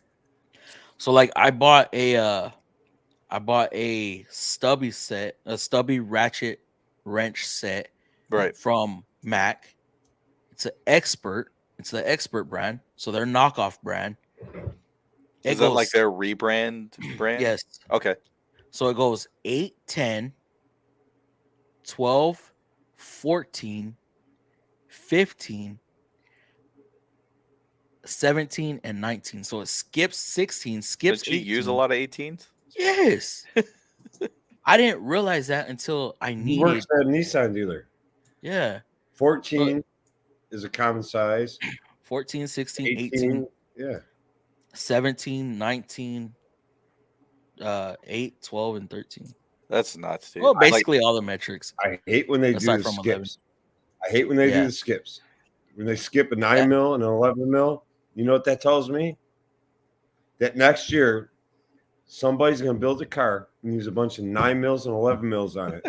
So I have to go buy those fucking sockets. Dude. It's the car manufacturers that are in with the tool companies. I'm telling you, they skip that shit for a reason. Hey, Chrysler, Honda, we just skipped 9 and 11 in our sets. Brake flushes. When I do brake flushes, we have certain models that use a fucking 9 millimeter. Really? Yes. And that's like the only time you use it, huh? Yeah. And it was, I think it was on the Versa or something like that. I was like, why? So that's the annoying thing with us. This is the brake set. You talk about the brake bleeder, the rear brake bleeder. Yes, the bleeder screws. In the rear. So annoying. All 4 or just the rear? I believe it's the rear, and then the fronts are 11. Yeah, it's the rears. They're 9 freaking millimeters. They're not even the same on. Yeah, normally it's an 8 for the rear and a 10 for the fronts. Yeah. SK Tools. But they use 9 and 11. Aggravates me. I'll pull out my 8 mil and take it with me just to find out. Fuck. Well, that's like when I first started in this. Like we have like these actuators that turn valves, right? And they're held in with like a 10 millimeter nut. Yeah. And you're kind of looking at it, and it's kind of not well lit. And you're like, oh, I think that's a 3/8. And then you go get a 3/8 ratchet or socket. Like, son of a bitch, it's 10 mil. I got to go all the way back down to my truck, go grab the 10 mil, and it's like.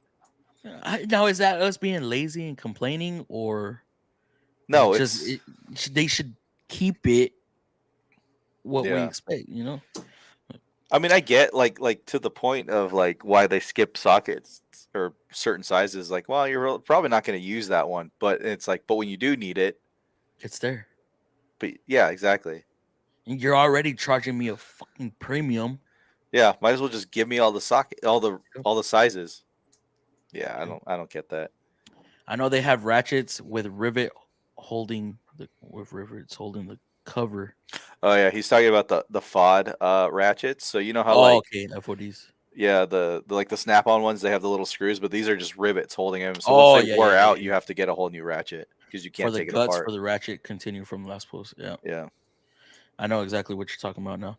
I got a deep well 1/4 inch drive set from Tractor Supply. Hasn't failed me yet. Just need to find 14 and 15 millimeter. What brand is mine? I think I got 8 ADV for my 1/4 inch. Hmm. The standard and the deeps, Do you or any the of you guys shallows and the deep. have Mac sockets I have Mac sockets.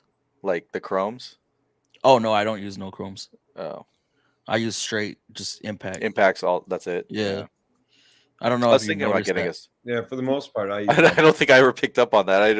I use Yeah, mostly impacts on everything. Yeah. I don't have no chrome. The only chromes I have are like for my bits, the Torx bits Right. that have the 1/4 inch drive or the 3/8 drive, and the That's one hex. advice I give. If I could give advice to a young technician getting in the industry, buy impact rated before you buy chrome. Yeah, Yeah, that's all although I have for 1/2 inch sockets is just impact you're socket. gonna run into that stupid situation where an impact socket is too thick and you need a Yeah, chrome. it's too thick. Yeah. Too thick. Yep. And if you're going to go in the airline industry at all, you buy chrome, no impact. Yeah. Oh, Williams has been renamed to Snap-on Industry. Speaking of Snap-on, so we use a company called TechMate for our specialty tools, like specialty electronic tools, and our consult, the VI, the vehicle interface. Isn't it is made made. by Bosch? No, it's made. Okay, we have a couple tools, yes, but TechMate made our vehicle interface. What I heard was TechMate got bought out by Snap-on. Huh. That's what I heard. How true it is, I don't know, because our laptops and our VIs went on back order because of it. In the middle of them requiring us to acquire them. I still keep hearing rumors from my Snap-on dealer that Snap-on's doing whatever they can to try to take over that plant that makes the locking. Oh, for Malco. Yeah, the Eagle grips. The Eagle grips. Well, Snap-on helped them design the whole factory. Helped them that's right. tool the whole factory. That's Maybe why a they're smart chrome. I mean, they were. That's where they were getting their vice grips from. So yeah, well, they're chrome nickel plated. It's all they're a kick-ass vice grip. It's just how do you sell somebody? How often do you buy one set of vice grips, and unless you lose it? I've never like. How often are people going through vice grips? I've gone through a couple. Have you lost them or broken them? Just the teeth getting. Oh, the teeth. Yeah. Up. See, like usually by clamping onto something that's not hexed, so it's just rounding a. Oh yeah. Stud. I thought it. Talking about like maybe like a sway bar link or. Yeah. So it ends up chewing down the teeth, and then it doesn't. Yeah, anymore. I mean, I've used them as a pseudo pipe wrench too, but I've never had them round off. Yeah. But still, I've gotten smarter. Just clamp harder. Yeah. I will admit, the new vice grips that Melco came out with, the Eagle grip or Talon grip or whatever you want to call it, they're very nice. Do you have a set? Yeah, they're very, very nice. Yeah. They're top end, but because it's what, like $50, $40 for one. If you get a Snap-on labeled one, they're like 70 and 80. If you get one that's just the Eagle grip, I kind of want the Snap-on one just because 40, 50. But it's hard to sell it when you can go to Home Depot and you can buy a set for $35 or whatever. Yeah, like I think Milwaukee has a set. It's like a small little needle nose one, and then the two bigger ones, and it's like $20. Wow. So. I bought my vice grip set from Matco, and it came with like 5 or 6 different sizes and styles. Hmm. And I think I picked that up for like 180 to $200. Jeez. Quite expensive, but those ones I haven't had an issue with, just because that's at the time that I was like, okay, I'm gonna clamp this harder than I need to really bite into it, because I don't There- feel like buying them again. There's a guy I work with. I got He's to an fly, old- guys. Oh, okay. Yeah, see you, dude. All right, buddy. Thank Have you. a good one. Thanks for You having too. me in.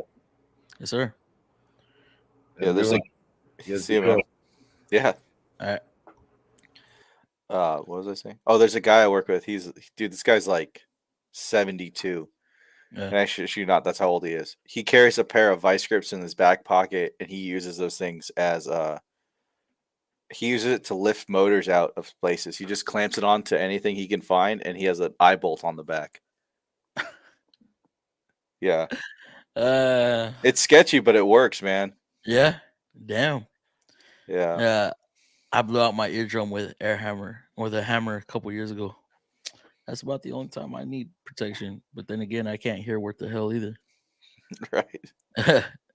Got some Blackhawk USA shallow 1/4 inch drive sockets and a few impact swivel sockets. Never heard of Blackhawk. They were made by, I think they're owned by Stanley. Damn. Another I one. think.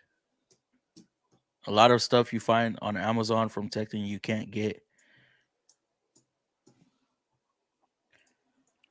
Are those knockoff Tectons then? I think what it might be is maybe Amazon has it in their warehouse, but Tecton doesn't have it in stock on their site. Maybe. The Sun-X semi deep are 1/4 inch taller than Matco or Snap-on. And thicker on both. Nice. Thoughts on SK tools? I really like their chrome sockets. I don't have no SKs. I know JD Tico was talking about them in one of his videos that they're owned by like a Chinese company now. I still haven't checked out JD Tico. I checked out the website, but he has a YouTube channel, I'm assuming. Yeah. He's done a lot of good videos on like just like different tools and like the different brands he sells and stuff. Like he did a couple videos on like just screwdrivers. Gotcha. I mean, he's been doing this forever. Oh, I hope I don't end up doing this forever. Me neither. That's why I'm on here trying to make passive income. That's what it's about nowadays. Passive income. Yeah, I don't know. Yeah, but then you get bored, and then you're gonna need to find something to do, and then and maybe do this for fun. Do the wrenching for fun. I don't know. Or do like everybody else, start building cars and just get rid of them, raffle them off. I used to know, like my sister had a friend that him and his dad would literally buy cars, like and just flip cars. That's all they would do. I've known people to do that, and they make a damn good living like that. They buy like somewhat decent cars for cheap, make sure everything works, clean them up, give them a nice wax so they look pretty, and detail them and put the bare minimum into them. Yeah. On Ratchets, I am talking about aircraft mechanic stuff. Yeah. The big thing with flight lines is FOD. So like I used to work in a tool room for a helicopter squadron when I got out of the Marine Corps, and you know rubber gloves. You have to count out each pair, and if it rips, you better make sure that all the pieces you have all kind of fit together to make sure that there's nothing left in the plane. Oh shit! Yeah, I never thought of that. That does make sense. They're big on that stuff. So everything gets counted and weighed. Like, well, I don't know. I think that was just a hazmat thing, but like, yeah, like everything they use, like they use the little acid brushes. They got to bring each one back, and all the bristles, for the most part, got to be there. And yeah, it's a whole thing, man. All the rags and stuff, we have to count them out. Mm-hmm. And yeah, aircraft, they don't mess around with that stuff. Well, they don't do it at like airports, but like on the military bases, they'll do a FOD walk down where literally everybody gets shoulder to shoulder and just walks down the flight line from one end of the runway to the other. What the hell? Yeah. And what's that for? to pick up anything, just to look to see if there's anything on the runway that could get sucked into an engine. Maybe that's something I'll bring up to Nunez. See I don't know if they do that on like airports, like proper. I mean, airports, it makes sense though. But in the military, yeah, they do that. It does make sense. Yeah. All right, Sergio, I'm gonna hop off. We've been on here 3 hours. Holy sh!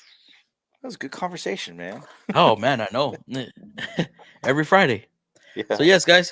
Thank y'all. Everybody that tuned in, everybody that came on the stream, everybody that sat in the panel. I appreciate it.